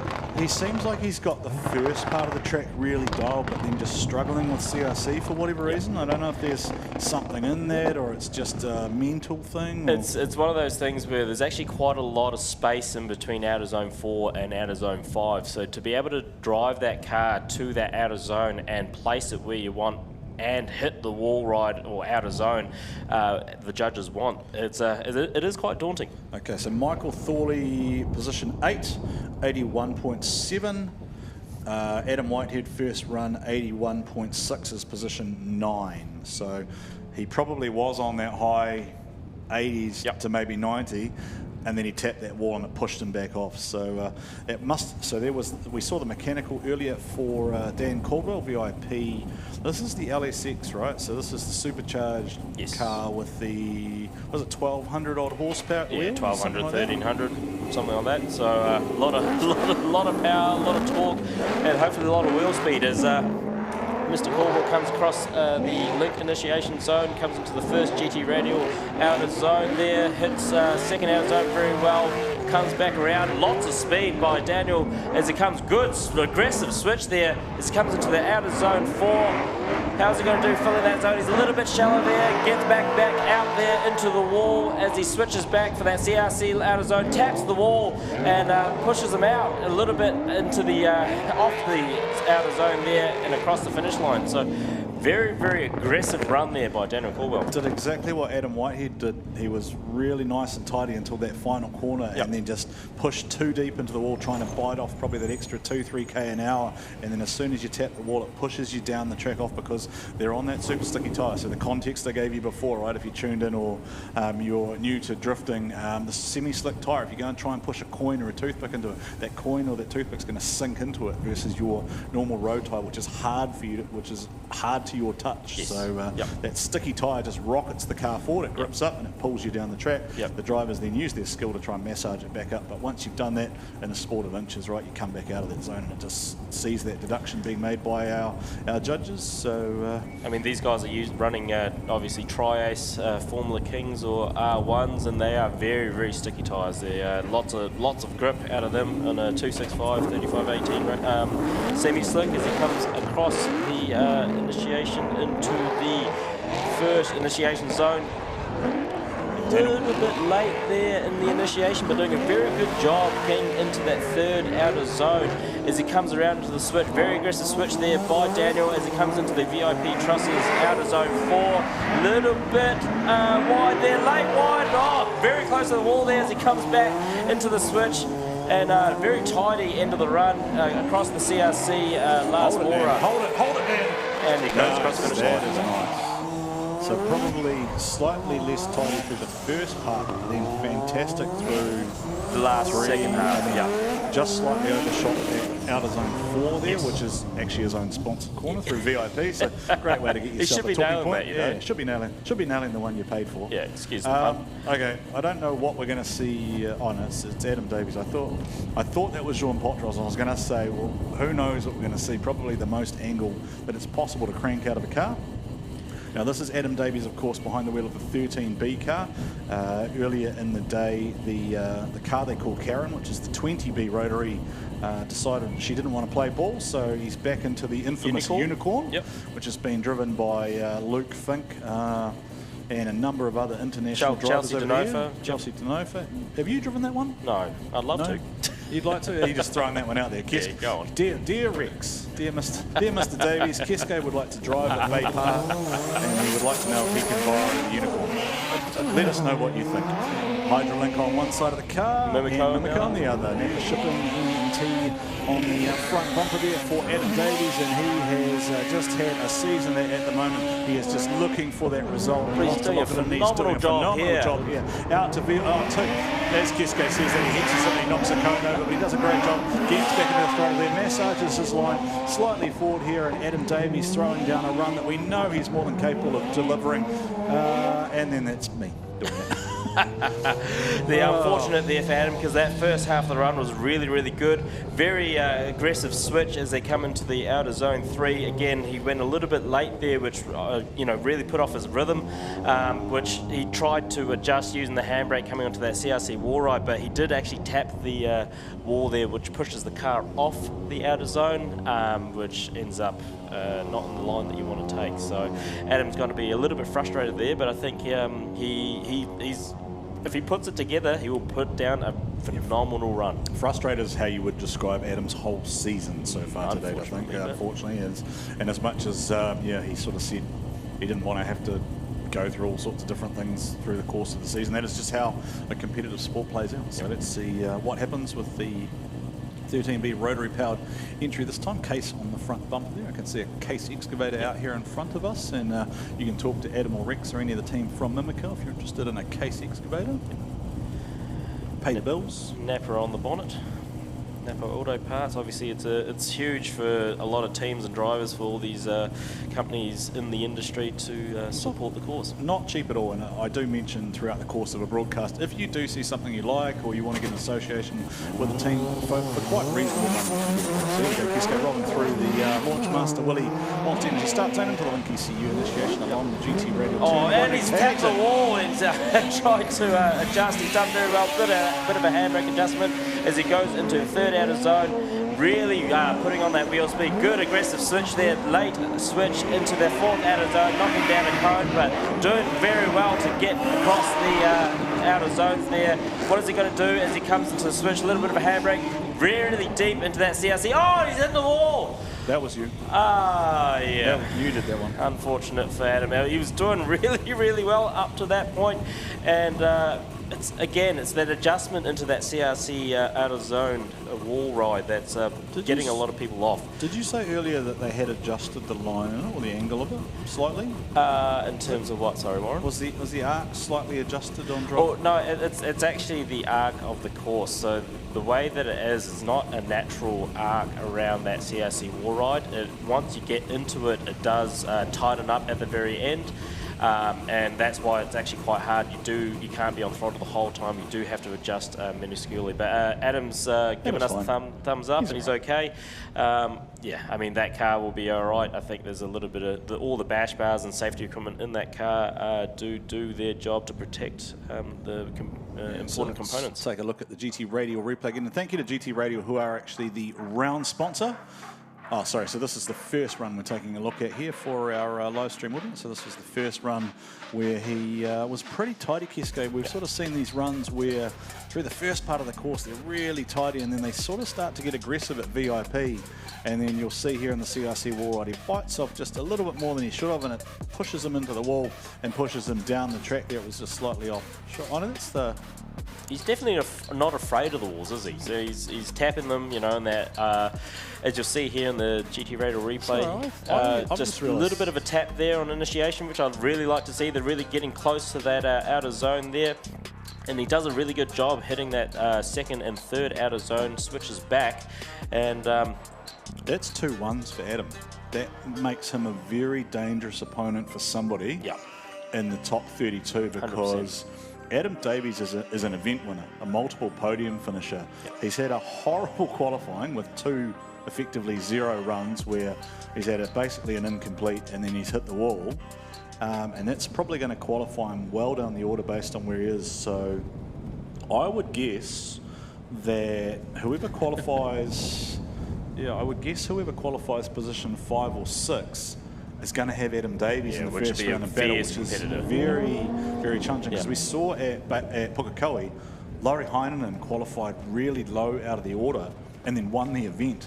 Right, so I mean, Adam's still's got a smile on his face. He's all right. He's just making sure that the car is going to be all right. I think again, it's not going to be too much of a big job to fix that car. Do you know what I think? I think he heard me say Kesko wants to drive that car at Bay Park, and he thought, I'm just going to wreck it. I'm not letting that guy drive. I'm going to wreck it. That's how I'll stop him driving. Why are they pulling it out that way? That must have broken everything in the front for them to pull it that way, right? Yeah, I think it might have been stuck on that wall, right? I think you saw in NASCAR, if you go around the wall, it really puts the front and the rear into that wall. So that also gives you a context too. We talked about Justin Patterson hitting a wall before and moving 2 of those blocks a metre. That gives you a context of how fast Justin Patterson must have hit that wall to move those blocks earlier. So I'm going to just take it. This is an FPV drone. This is just an FPV drone view of what the track looks like from a driver's perspective. Just checking out Smart Steel, our official recovery sponsor. That is Putahi and his team out on track. Adam's smiling. Adam's okay, which is the main thing. If I'm sure Terry and the kids are tuned in on the live stream, keeping an eye on things. And Adam, or Dad, as you probably know him, is absolutely fine. He is he's very much a student of the game, and I'm sort of imagining Kesko, he's immediately gone to, okay, what's happened? What's gone on? He's thinking about it, and his mind has gone to battles already. So I think we're going to pay some bills now with some quick commercial messages, and we'll be back shortly.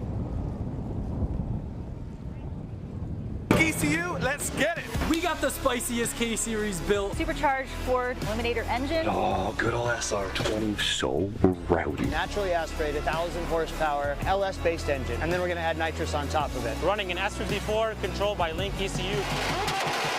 Link direct injection EcoBoost Fox body. I actually put an FA24 in it. B58, E46, Link ECU. No matter what engine you have, it's stock K24 or it's a 1,000 wheel 2J. Link ECU all day.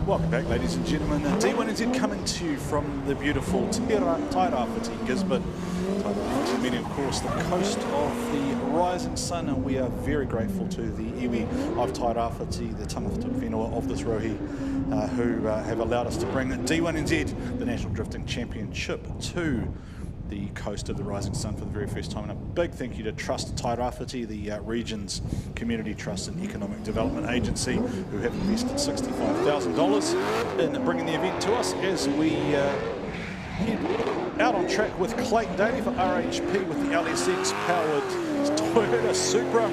Absolutely making clouds. Clayton is attacking this track. These RHP boys just don't like turn number 4. They're definitely trying to see who can get in there the deepest. Yeah, he's definitely gone deep as he comes around into that transition. What is he going to do here for the CRC wall ride? He's done, he's lost the bumper as he comes around, and he's in it, and he's tapped it, and he's tapping it again as he comes around. And round of applause for Clayton Daly, putting that phenomenal lap down. He hit it and didn't quit it. No, he just kept on going. Kept going. Their bumper's flapping, it's tapping the wall. You talked about rhythm before. Clayton Daly, the ultimate rhythm driver, right? When he is calm and on it, he just keeps going and he doesn't ever blink. Like, he just stays in what he wants to do. He's feeling the car like the bash bar dragging along the wall. He's going, I don't care. I'm just going to stay in the loud pedal. He'll be stoked for that, to be honest.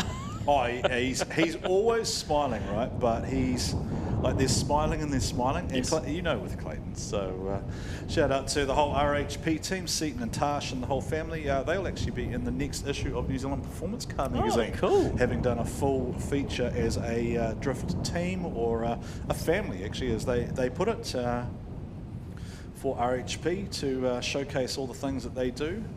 If anyone needs to buy a Supra light, Willie will have that on Trade Me probably within about 20 minutes. Be $1 reserve for a Supra taillight. It's probably fairly reasonable.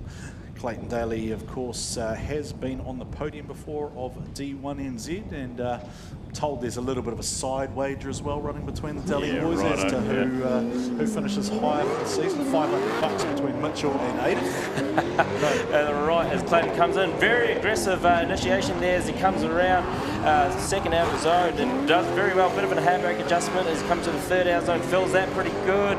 Switches back a little bit inside there. What is he going to do here? And he does again, very, very wide. Hits all the cones. Is he going to be able to make it out of the concrete wall there? And he does very well as he switches back, sets the car back up into the CRC wall ride, and he's a lot more smooth coming around that wall ride. Very, very good proximity. That's probably the best proximity we've seen in that last wall ride there by Clayton Daly. Good run by him. He's up there with Dan Edwards, isn't he, for how smooth he was on that last run. It's just a pity that they don't seem to like this outer zone 4. For whatever reason, Team RHP has gone, okay, if the line is here, we're just going to go a metre past it. Yeah, they're looking at the cones going, I want to hit them. All right, this is about to get wild. So Champ Vision's Sean Potros, SMP Motorsport, somewhat of a mentor, somewhat of a tutor to Wareta Kake and his drift career. We're about to see Potros for the first time, and Keske and I have no idea what we're going to see. This could be 90 degrees sideways to the wall the whole time.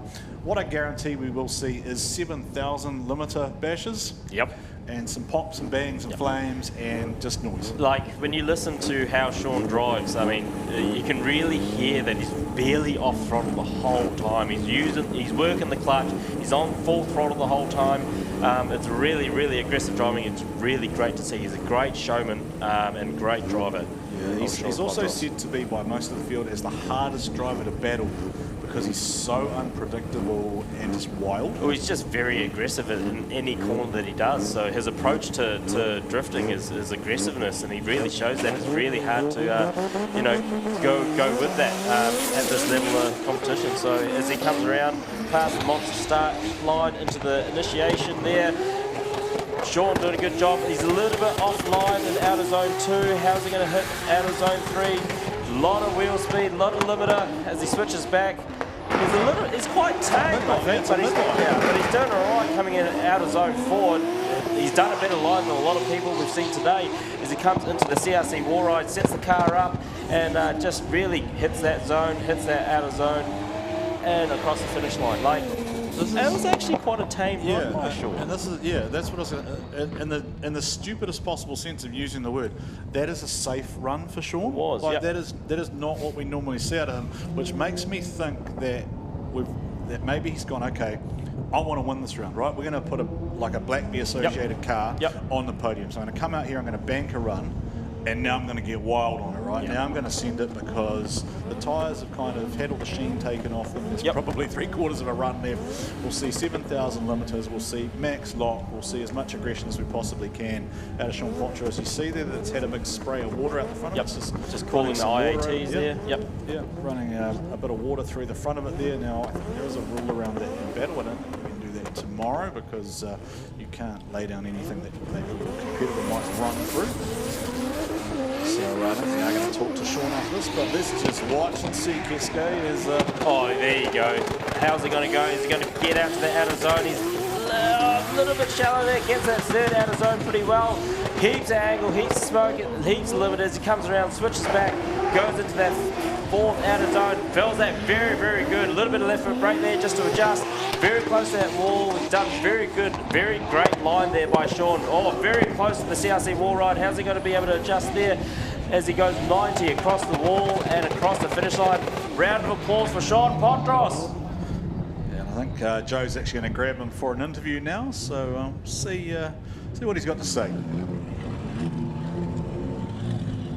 All right, Potros, you're an absolute animal.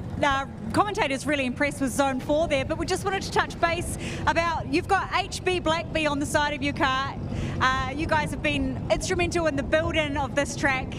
How are you feeling out there? Yeah, no, I'm feeling good. Just car's not quite playing ball, but you know, they've done the laps for qualifying. We'll get it sorted tonight for the battles. So yeah, it's been a big couple of weeks. Can't wait to see you out there. How's it going with Wedita? You've been coaching him. I know he's had some mechanical gremlins, but he's a real machine. How do you think he's going to fare at his home track tomorrow? Yeah, I reckon he'll do good. He likes to have a good car and feel, you know, have confidence with it, and it's hard when it's a new car and untested, but I think we can iron some stuff out and he'll do good. Put on a show. Well, thank you so much for you and all your crew's efforts. We'll see you tomorrow.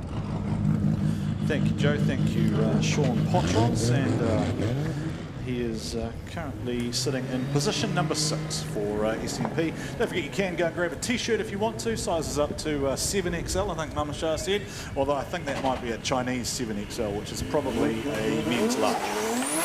That's my guess. Now this is one to watch. Scotty D has had the biggest smile on his face. I haven't seen Scotty D do this many laps at a D1 event in my life, so he's really getting comfortable. He was a little bit tame on the entry there as he comes around, hits that third outer zone, does very well on the switch there. How's he going to go in the fourth outer zone? Absolutely online in that fourth outer zone, filling that full outer zone with the rear wheels as they come around to adjust on the CRC wall ride. Goes back into angle and tries to fill that outer zone, maybe coming out a little bit early, but great run there by Scotty. So one of the things that we talked about within the judges' notes, right, was that confidence throttle, and that's what that felt like from Scotty D. He knew exactly what that car was going to do and when there, and for Scotty that will actually be a safe run, right? Yes. He is a showman, and that's him going, okay, I'm here to play. This is, I think that would be low to mid 80, right? Low to mid 80 it's run. It's a good bank run. It's a bank run, but he has the ability to push, and that car just looks so settled. Maybe this is going to be Scotty D's breakout. I think so. I mean, I'm looking forward to what he does in the second run here, as Scotty looked very, very comfortable yesterday at practice and earlier on today too. So he's probably a guy that you don't want to be battling. I think Scotty D's a bit like Sean, right, where just these wild young guys who are not going to hold back. They've got well-sorted cars, they've got plenty of power, they've got maximum commitment, and they're just not afraid to stick it on your door. I mean, I was joking about what I call him, I think I said machine gun Mike before we did. Well, he's like a Gatling gun, right? He's just going to put a 50-gallon to you and keep on going and probably not stop. Take a look at the Earthwork-sponsored BMW as it initiates, and he's got a good bit of left foot brake, as he hits the zone, third out of the zone, perfect there by Scotty. Maybe a little bit more angle required, but very good a little bit of a late switch, but hitting that out of zone 4 very, very well. I mean, he's done that a lot better than some of the drivers today as he comes into the setup zone for CRC Wallride. Very close there. Is he going to be able to make it? Yes, got to get on the throttle. And very, very good arc and radius there as he crosses the finish line. So yeah, Gisborne, put your hands together for that one. Scotty D just lays it down. That was a run. That was, we talked about Dan Edwards probably being the benchmark as far as that CRC ride. Yep. That's as smooth. Yep. That's at least as smooth there for Scotty D. From a line perspective, unreal. Yeah, absolutely beautiful. Sam Edinburgh will be next to run VIP structural steel. So Sam is the silver, Dan is the blue if you're trying to work out which car is which of the VIP team. And then of course we have Tiger White with the orange graphic on the side of his door, who competes in the Pro Sport Series. Okay, so we go back to Scotty D Scotty D P4, 92.9. So at the moment, Daniel Edwards is still leading 95.3. David Hunter second, Corbin Wilson third, Scotty D 4, Brody Mayer 6, Jaron Olivecroner. Sorry, Brody Mayer is, jumped ahead of myself. Scotty D's 4, Brody Mayer's 5, Jaron Olivecroner 6, Sean Potros 7, Kurt Blackie 8, Clayton Daly 9, Adam Whitehead 10, Daniel Caldwell 11, Alex Griffin 12, Michael Thorley 13, Jordan Joyce 14, Johnny Latham 15, Adam Davies 16, Wari Takake 17, Matty J 18 at the moment, which means we still have approximately 10 cars to run here, although we think we've lost one in James McManaway, so that will mean there are 27 to face starters and 5 to get by through. And Sam Edinburgh in the, it sounds silly to say the lesser power of the VIP cars, at about 900 horsepower. Yeah, just a casual 900. He does very well to fill that out of zone 2. As he come in a little bit inside on the out of zone 3, switches back, does well to readjust to the line as he goes into the VIP frame and truss out of zone 4, comes back round and sets it up for the CRC Wallride and does pretty good. He's a little bit off there as he goes back inside and on throttle and across the finish line. So a little bit of an untidy run there by Sam Edinburgh. I think there's a lot of things that he could possibly clean up, but bank run for his first run. And that's a good strategy, right? Like the VIP boys have talked about the fact that they come out of Drift South, right? They haven't competed in D1 a lot, so the way that they're going to get better is by having more and more battle experience. So the way you do that is you bank a run, and then you push the limits, and then you extend, and you try and push yourself deeper and deeper to competition. So these boys have both had a top 8 each. Yep. And I spoke to Dan and Sam, and Dan said, "Oh, okay, all right. So top 4 is the next goal. Then we push for the podium, and then hey, then we come to play, right?" So. Who knows? Will we see a South Islander on the podium for the first time in what we believe would be over 15 years? Yeah. So a long time since the last time we've had a South Islander on the podium. Sam Edinburgh rolls off the line there. Yeah, it's that initiation for me that really gets it, but realistically, it's one of those things where he's actually losing traction before the initiation zone, which I think will be heavily deducted there by the judges, but does a pretty good job coming back into out of zone 4 as he comes around. Comes a little bit on the inside there, which has affected his line. What happens in the CRC CRC Wallride? He's done a lot better there compared to his first run. Was that just the way that Sam approached that run? Does that car transition a little bit more violently than some of the other S15s? It seems like it's a little bit more snappy. I think one of the things is obviously that once you do your first run, you're still on the same pair of tyres for your second, so there's a lot less traction on your second run, so it does become a little bit unpredictable. I have a very important announcement to read out. Colton says you have to win, Dad. He does say that. Angelique's at home. Colton says you got to win, Dad. Yeah, 100%. He's cheering for you at the moment, and he's thinking of you, and he wants you to come home and play, but at the moment you've got a job to do. Yeah. As Dean Young in the S15 comes around, good, clean initiation there, hits out of zone 2, and how's he going to go against out of zone 3? A little bit off, but very, very good line there by Dean Young as he comes into the switch there into out of zone 4, hitting that out of zone 4 line. Very, very good. adjustment in the throttle, a little bit of limiter, gets back on it to the CRC War Ride, and how's he going to go here? He's a little bit off, but very clean radius arc there by Dean Young as he comes across the finish line. So, well, we call him the smooth silver fox for a reason, don't we? He is so smooth as Dean Young, and we're not talking about just his appearance, although he is a handsome man, isn't he? He's a pretty man. He's a good-looking fella. Although he does claim to only be 32, and I'm sure he's about 70. Just less than wrinkles, right? Yeah, that's the stress of running a pro drift car, right? Exactly. So Dean Young, definitely a driver to watch. He's stepped up into pro this year with that well put together car. That's the ex-Tairāwhiti chassis, I believe. So Dean and the team doing a great job with the support of Salmon's Contracting and looking to make Colton proud. So Colton is, of course, Dean's son.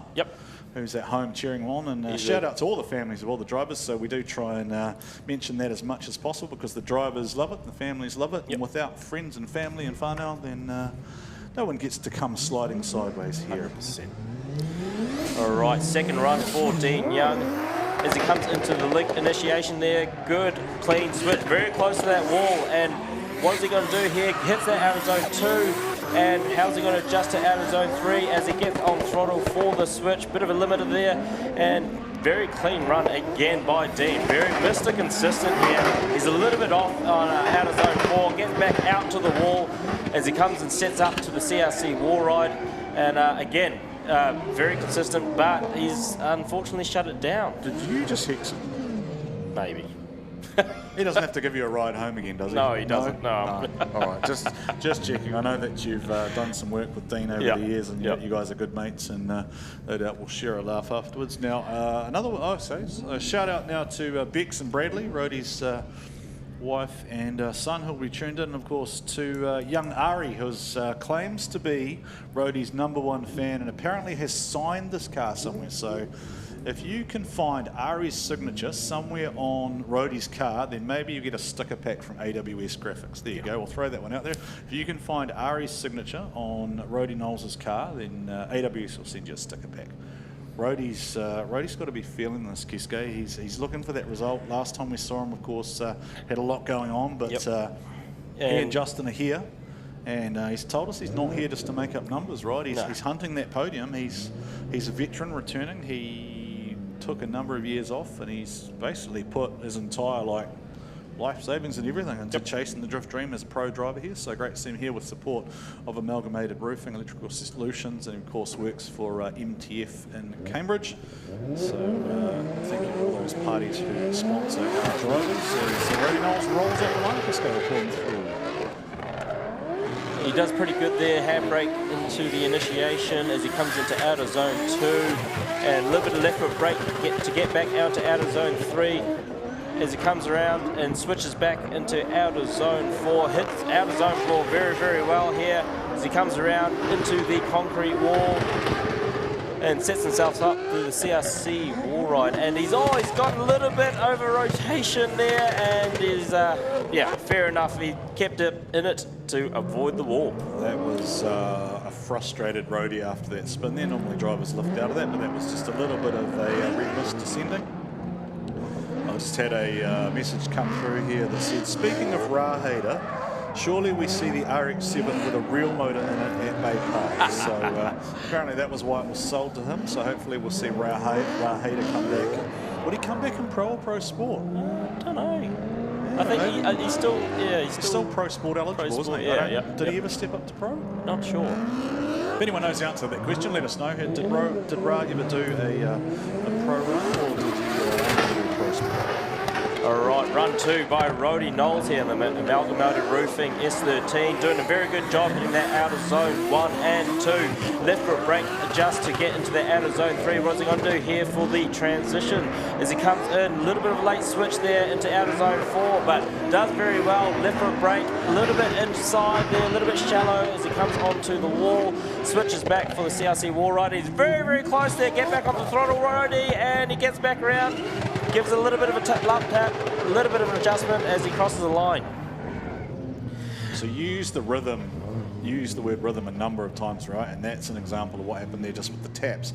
Each time he kind of hit it, it just threw him out of rhythm that little bit. Then he had to stab the throttle again, then he had to have another go. He has to go on and off throttle and just try and make it work. So it's one of those things, it's very, very hard. That corner, like I said, the arc really changes in terms of the radius. It is not a perfect half circle, so you do have to do minor adjustments to get around it. But when you have a bit of an adjustment hitting the wall, it puts the rest of the run off. So yeah, but good overall run there by Rody. I think he'll be happy with that to get into the show for tomorrow. Yeah, he was feeling the pressure a little bit before because the boys have had a rough weekend. I think he's been into the wall backwards, he's been in forwards, and I think just qualifying probably is going to put a smile on his face. And they'll come back and do battle tomorrow. Just again, repeating for the crowd who are here, you are going to see battles this afternoon. We're going straight into the Pro Sport Top 32 after this. We're just winding down through our final pro competitors here in the Pro Class 265 semi-slick tyres on each and every one of these competitors, and the wily old coyote himself, Fanga Dan, is always one to watch at these tracks, Kiske. Yeah, 100%. He loves to kind of just throw it in, doesn't he? He gets out on the wall. That car has a unique setup in the rear, and the angle that these cars are able to carry is quite different to anything else in the field. And Fanga's also on the other side of the car too. Yes. For those who are watching drifting for the first time here in Gisborne, hello to you all. Big welcome here, and thank you most importantly for welcoming us to your land. This is your roadies, so we thank the iwi of Tairāwhiti for welcoming us to Gisborne Coast. That's a great view by the drone there. Fanga absolutely filling that first and second outer zone, hitting that third outer zone there. Very aggressive switch by Fanga Dan, going into the fourth outer zone and getting on that loud pedal as it comes around. A little bit of left foot brake to adjust. A little bit of off throttle there to get back onto the CRC wall ride. What's he going to do here? Is he going to touch the wall or stay safe? He's actually managed to stay safe as he goes across the finish line there, Warren. That car maintains angle better than just about anything else. Just the way that Fanga Dan again is able to confidently apply throttle and stay at angle. He's been there and done that so many times, right? 23 years, the first recipient of the New Zealand Motorsport Hall of Fame Lifetime Award for drifting. Welcomed in at Pukekohe, of course, is Daniel, as he's known by his government name, or Fanga Dan as everyone else knows him, or if you go down the pits, he's just called Dad by some of the drivers. He's been around that long, and he's a bit more of a mentor type character these days. Thank you to H BlackBee Contractors. Thank you H BlackBee Crushing as well. Thank you to all of our sponsors who have played a big part in putting together this beautiful venue here at Motorsport, just out of Gisborne here, just at the end of Dunster Road. If you're thinking about coming on through tomorrow to watch the pros battles, we watch Fanga Dan for the second time. Mate, that entry was pretty cool, but unfortunately... Missed one completely. I think he missed one and then shot up through two. Yeah, I just wanted to put on a show for the crowd, put on a backie as he comes around to the fourth outer zone, gets back on the loud pedal and comes around and Fanga just doing Fanga things, right, at the end of the day. He's coming back on the CRC wall ride. He's going to get closer than he was last time. No, he's just Mr. Consistent, and he gives a little bit of a tap at the very end. And round of applause for Fanga Dan as he goes across the finish line. One of the things we do know about Fanga is he sometimes will say, I'll drive how I want. Yeah. Speaking of, and saying what he wants to say, hello Fanga, hello Joe. I can barely see in your cockpit there, Fanga. How good is it in the Mustang? You're used to driving a little bit backwards. What advantage does it give you at a new track like this? It's really good, you know, like as soon as I saw the track layout and the first corner being on the left-hand side, is I think it's going to be an advantage in battle, so I'm really looking forward to it. Well, you've taken out P3, so we will see you at the pointy end tomorrow. All right, so Fanga Dan, as Joe just said, has locked himself into P3 with a 94.1. It is still Daniel Edwards, who we saw the very first run of qualifying in Q1 at the moment from David Hunter. I wonder if the track conditions change, Kiske. As we watched Justin Patterson, who we talked about earlier, had that massive impact at the wall, Kiske. You saw a bit of a waver there. Yeah, a bit of a handbrake and really a bit of a big rotation there by Justin, but making it work, coming out of outer zone 3. Big flame coming out the wastegate there as it comes around outer zone 4. A little bit wide, but still stays in it as it comes back onto the wall there, but it's got too much lock. Like it's nah, almost grabbing sideways. Yeah, I think he over-rotated coming around out of zone 4 to the switch. And a bit of a straight line there. See what the judges have to say about that. But yeah, I think he is struggling with the steering. Yeah, let's just remember that he did hit a concrete wall. Correct. And move it a metre, right? He moved a 4-ton block a metre backwards. Yeah. And the team are probably feeling pretty good about just getting the car back out there to chase some points for the season. Yep. So I think for Justin, well, Justin probably is looking at this going, I want to try and lock in some points. I just want to be there to play the game at round 5, I think, at Bay Park. I mean, it is very much a game of inches, and trying to win with a car that's a little bit wounded is going to be an uphill battle. Again, I mean, Justin's really improved this season from, you know, comparing him to last season. He's really put on a show from from Invercargill, Tairāwhiti to Pukekohe to now. So let's see what he can do for his second run with a little bit of a hurt car. The team doing an absolute phenomenal job getting it back together to get back on the line in the MTF S15. Just looking at the TTI scrub box, roll onto the Monster Energy start line. They go through the Link ECU initiation. GT Radio, who are also our GT Radio are our naming rights sponsor for corner number 1, but of course there is the H BlackBee Outer Zone and Trust Tairāwhiti Outer Zone 3.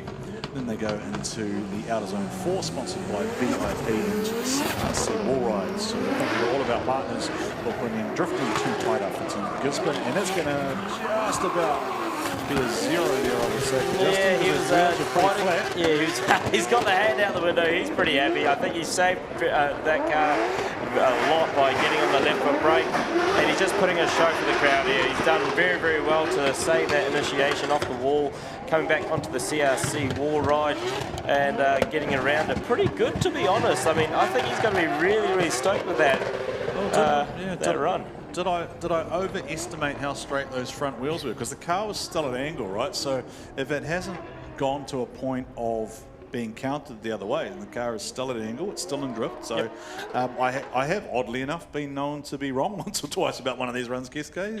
It's one of the things that happens. Speaking of people who are going to bring the noise, Braden Mayer, Authentic Honey Co. 1.5 JZ underneath the bonnet, or 2 now? 2 now? Yeah. I had a 1.5 initially, and then it's been changed. So I mean, again, another car that's really gone through the battles here. He had a bit of a bingle at Pukekohe, and the team have done so well to get that car back into the state that it's in today. Well, you can see that from the missing stickers, right? It's had new guards put on the back. Braden hit the wall in practice and just went, oh, I've crashed it now, don't worry about it. Yeah. Now it's just shortened up for Bay Park, don't worry about it. The boys at Mere Metalworks, they're working hard overnight as he picks up Outer Zone 1, 2 and 3 very nicely there, Keske. Very smooth run here coming from Braden Mayer, as we'd expect from someone who is at the pointy end of the championship, someone who was a round winner down at round number 2 at Tairāwhiti in Invercargill. And Braden Mayer is on a heater here, Keske. If he can put this together, now he has just tapped that wall, and it's pushed him well down the track there, and that was like, again, that high 80s, 90s through the first part of the track, and then you go early, you tag that wall, and it pushes you down the track. Yeah, 100%. I mean, he did so well up to that point. It all kind of went wrong for him in that transition. I think he really timed that transition a little bit too early, which obviously made him go into the wall, and he did very, very good to adjust from that point. But yeah, unfortunately there for Braden, but obviously a run in the bank for him for run number 1. Yeah, waiting on the judges as usual, and as is normal for anything to do with Darren Kelly. Last one to arrive, just always running late, just Darren time, right? Just he'll get there. He'll get there at some point. Yeah. There is actually, I can actually see Braden's dad right in front of us here in the commentary box, just laughing his head off. Yeah. We should have got him to jump in here and commentate Braden's run with us. He doesn't know, he probably doesn't know, because he probably can't hear from Yeah, I don't think so. Speakers are pointing at us. All right, run 2 here for Braden Mayer. As he comes into the initiation there, doing a good job, good angle, good bit of left foot brake to adjust into outer zone 2. How's he going to do outer zone 3? Done all right there, a little bit off there, but comes into the switch, do very, very well in outer zone 4. He hits all the marks, maybe a little bit off compared to what the judges want as he comes into the CRC wall ride, sets him out very, very well there. And how's he going to go across the, yeah, very, very, very good run there by Braden. Very, I think he's going to be stoked.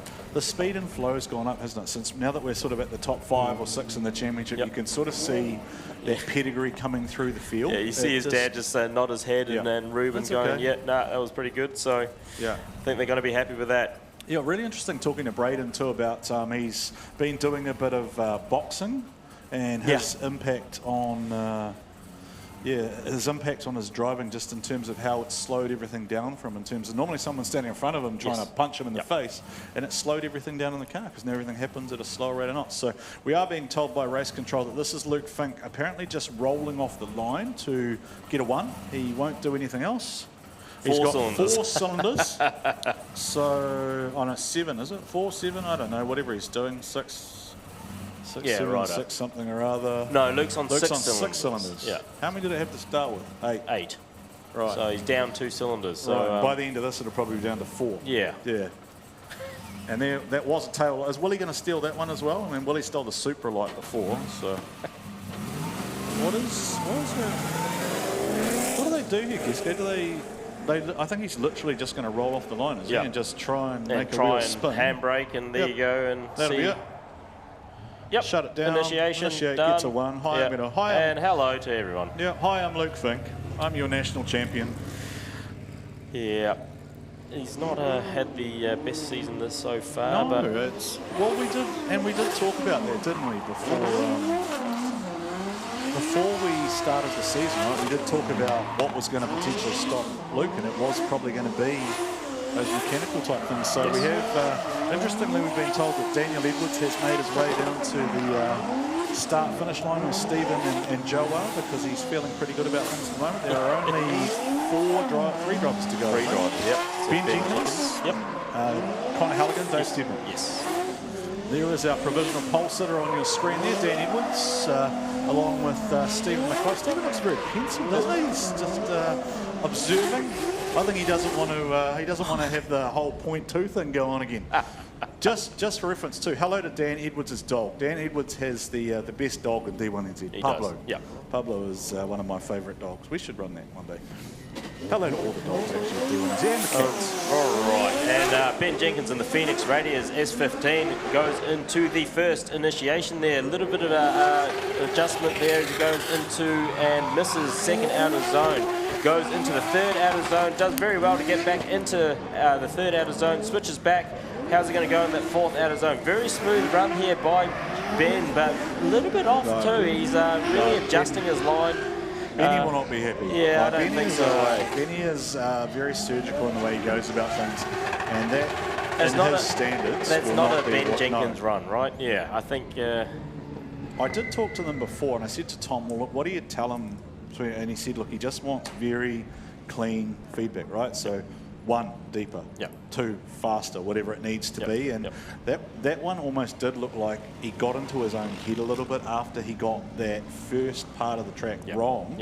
And then from there he was sort of playing catch-up. And this is the thing, when you're up in the top spots, the top 3, it's one of those things, you really want to perform, you really want to be able to, you have a little bit more pressure to perform as well. So that mental kind of strength to have to get into qualifying, get into it, put the switch on, is another thing that you really have to learn. So, let's see what Ben Jenkins can do in the Phoenix Radiators S15 for his second run. Well, he's not here with us because he has told us, I'm here to drive, I'm here to try and win.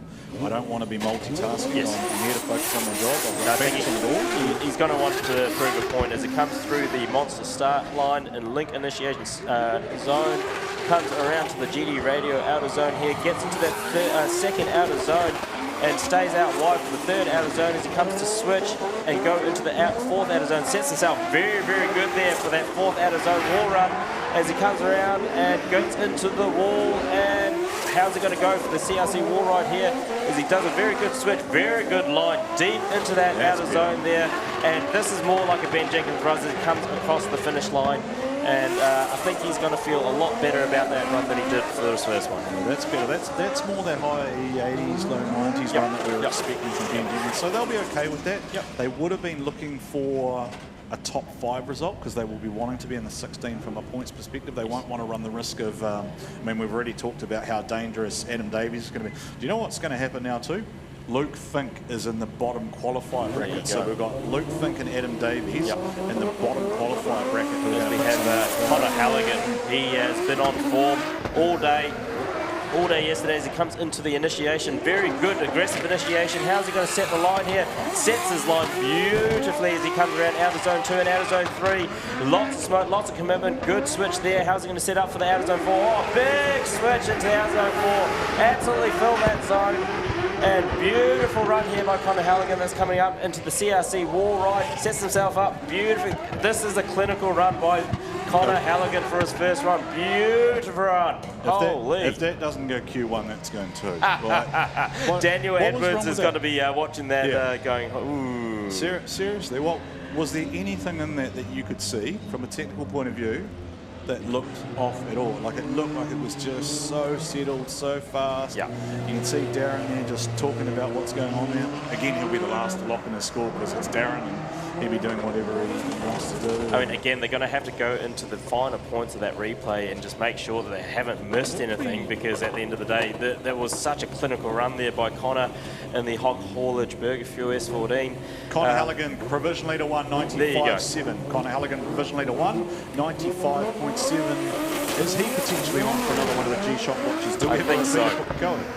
Let's see what he does here in the second run here as he comes on. Oh, very aggressive run, lost the bumper on the initiation already and hits the outer zone again. Coming into the third outer zone, flames popping, lots of tyre smoke. Very aggressive switch into the outer fourth zone. Oh, he's got a little bit wider than before, but he makes it work as he comes around and just absolutely just so close to that wall. Again for the CRC wall tap. Oh, he's in the wall and he's got out of it. And oh, what a run here by Connor Halligan. Put your hands together. Yeah, Gisborne makes some noise by Connor Halligan.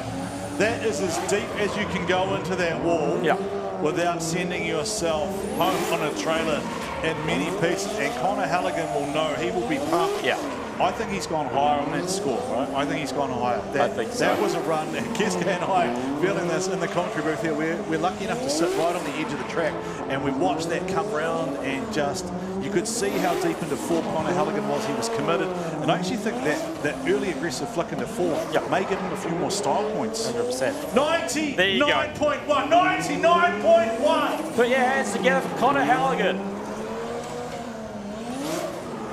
Yeah, that is amazing. Like, under the new scoring system, having gone back to what we have, that may be close to the highest score ever. Daniel Edwards is down with Stephen, and he's, as a driver, he's got to appreciate that, right? Like, he's going to be standing there going, what do I do? I bow. What do you do? Yeah. That was phenomenal. Oh. Crazy run there by Connor Halligan. That was, phenomenal. So Connor Halligan gets you 99.16, but man, you've been sitting on top of the pile for so long. Dream come true, first time in pro, and you're holding on for so long to the last 2. I'm honestly stoked as of that. For my first round in pro, couldn't have gone any better. We're going to get him going. Simply, love your work, bud. Nah, cheers, mate. Thank you. Well, Dan seems all right. He's pretty relaxed. I mean, somebody go and find Connor Halligan. I want to know how much of a party he's having. Send him back to Stephen. Send him back to Stephen. To be honest, I'd actually love to see Dave put a 99 score on the table too, because that way it's going to be a fight for that top spot. So Dave runs comms, right? So here's a question, right? Simon, Adam, etc. Oh, hello to Georgie, Willow, and Bug, by the way, who are tuned in, cheering for Team DSR from home. Hello, Georgie, Willow, and Bug. We know that you're big DSR fans, and you'll be cheering for Dave. I was going to say, Kisko, what would have been the message here? Would they have said 99.1 to Dave, or would they just leave him to drive his run? I think he's going to try for his best run here. As he comes into outer zone 3. Dave doing a very aggressive run as he comes into the outer zone 4 switch. Very good switch there, goes to the very outside line. Very clean run here by Dave Steeman. A little bit off on that final outer zone 4, and he does a very good setup here for the CRC wall ride. Not as deep as Connor Halligan, but a phenomenal run here by Dave Seaman as well. So my observation, right, of these sort of top 3 guys, the way that they've gone about laying up into outer zone 4 has been quite different. They've almost slowed down a little bit, throwing the car sideways so that they can take a smooth radius arc around outer zone 4 to set themselves up really nicely for outer zone 5, and it's meant they've got into 5 really really cleanly, finishing out the run, right? I think it might almost be that thing about when they, when they say to you, like, if you make a speech, right, the last thing you say is whatever people are going to remember. I think that really clean out of zone 5 really helps you maximise your scores here at Gisborne. Yeah, 100%. And these guys are showing that it can be done, right? So a lot of the guys will need to have a look at the replay from today and make sure that they look at all the tips and tricks that all the top guys are doing and make sure that they can do it for tomorrow as well, because tomorrow's another day. But Dave Steeman putting a very, very good run there. Again, Daniel Edwards, he's only here for the last 2 rounds, and he's, Somebody did just mention too, like, we probably didn't make enough of the fact that this is Daniel Edwards' pro debut. Yeah. Like, we haven't seen Dan before. We saw him at Mad Mike Summer Bash. And he's here to shake up the points. And he's going to do. Yeah, I'm here to shake up the order. I don't care who you are. I'm here to take you out. And he's looking real good. He's going to be locking himself into the top 16. Dave Steadman, what's he got here? Can Dave Steadman? I think Dave needs to qualify himself in the top 5. He won't want to let Connor Halligan get a big points jump over him because he can't allow Connor Halligan to close that gap up before we get into the top 32 battles tomorrow. Dave is throwing it down here, Kitsko. Dave is aggressive before. Maybe the boys got in the cans and said, hey, you just might need a little bit more. Yep. Send it. Go. How is it going to go into the CRC War Ride? He's not as deep, but it's very consistent line. Taps, flames. Oh, there's a time fire. There's a time fire. And as he goes across the finish line. Beautiful run there by Dave Steeman. And that will self-extinguish because that is just spent rubber underneath the guard there. There is nothing to be probably worried told about there. Yep. That was just an excuse for Putahi to get himself on camera. Great run there from Dave. I think that will be enough for Dave. I feel like Dave could be pretty confident in probably finding himself up the point end, maybe 1, maybe 2. And Dave Steadman, position 2, 97.7. Dave Steadman, 2, 97.7, which means provisionally with the usual results to be reviewed, Connor Halligan, 99.16. 99.16 over Dave Steadman, 97.7. Daniel Edwards, 95.3. That is how they stack at the moment. Let's take a look at that replay there, Keisuke. And that was a run from Dave. That was a run from Dave. I think the spotter really put it in his ear that he needed to bring something out of the hat, and Dave did his best, but unreal there, getting into the outer zone 3, switching back, aggressive switch into outer zone 4, hitting that outer zone 4 very, very well through to the concrete wall there, and he will switch back, go into the CRC zone, and it's make or break right here, right? I mean, it's that switch and the placement of the vehicle as he comes around outer zone 5 and across the finish line with a tyre fire. That is so inch perfect there from Dave Steadman. So we are being told that we're going to go down to Stephen McIver very shortly. Now, just a bit of housekeeping quickly. We will jump across to the PPV live stream shortly after this. We'll go down to Stephen with Connor Halligan. 99.16, almost a perfect run, Connor Halligan. G-Shock, pole position, once again, as they might say, top qualifier, second in a row. Does that score a little bit mind-boggling for you? Yeah. I mean, I was pretty happy with the lap. Sort of just thought, yeah, let's just put it all on the line and see what we can do. I ran out of tyres on the last corner, so I decided to sort of like pedal it through. But stoked. What are you making of this track? Everybody seems to be loving it. Oh, it's honestly so fun. It's real fun. It's real cool. It's actually really technical, to be honest, with the camber and stuff. So, yeah, it's good. It's cool. I love it, yeah. Is there one particular part of this track that even you were going, I've got to get this right next time? Honestly, probably coming into outer zone 5, the last corner, where you go downhill, it's like, yeah, you just got to make sure you don't go too fast and put it in the wall, obviously. So, yeah. I was talking to Fangadan. He's got a technique. Maybe you can have a chat to him. He thinks he might have the answer to that. Yes, mate, I'll go see him. or maybe you could just say, hey, look who's number 1 right now. Hey, congratulations, mate. That was a fantastic run. 2 in a row. We look forward to seeing you in the show tomorrow, man. Yeah, I can't wait. It'll be good. Yeah, mate, that could be the highest in D1NZ history. We'll hit the books later on tonight after a cold one. Alrighty, that's us done for qualifying in Pro Sport and Pro. We're going to leave you here on Overseas TV, which is this free, and coming up shortly, we're going to do the top 32 in Pro Sport on Overseas TV, PPV, live from this magnificent HB BlackBee Drift Park. We are just loving it right here in Tairāwhiti, Gisborne. See you soon.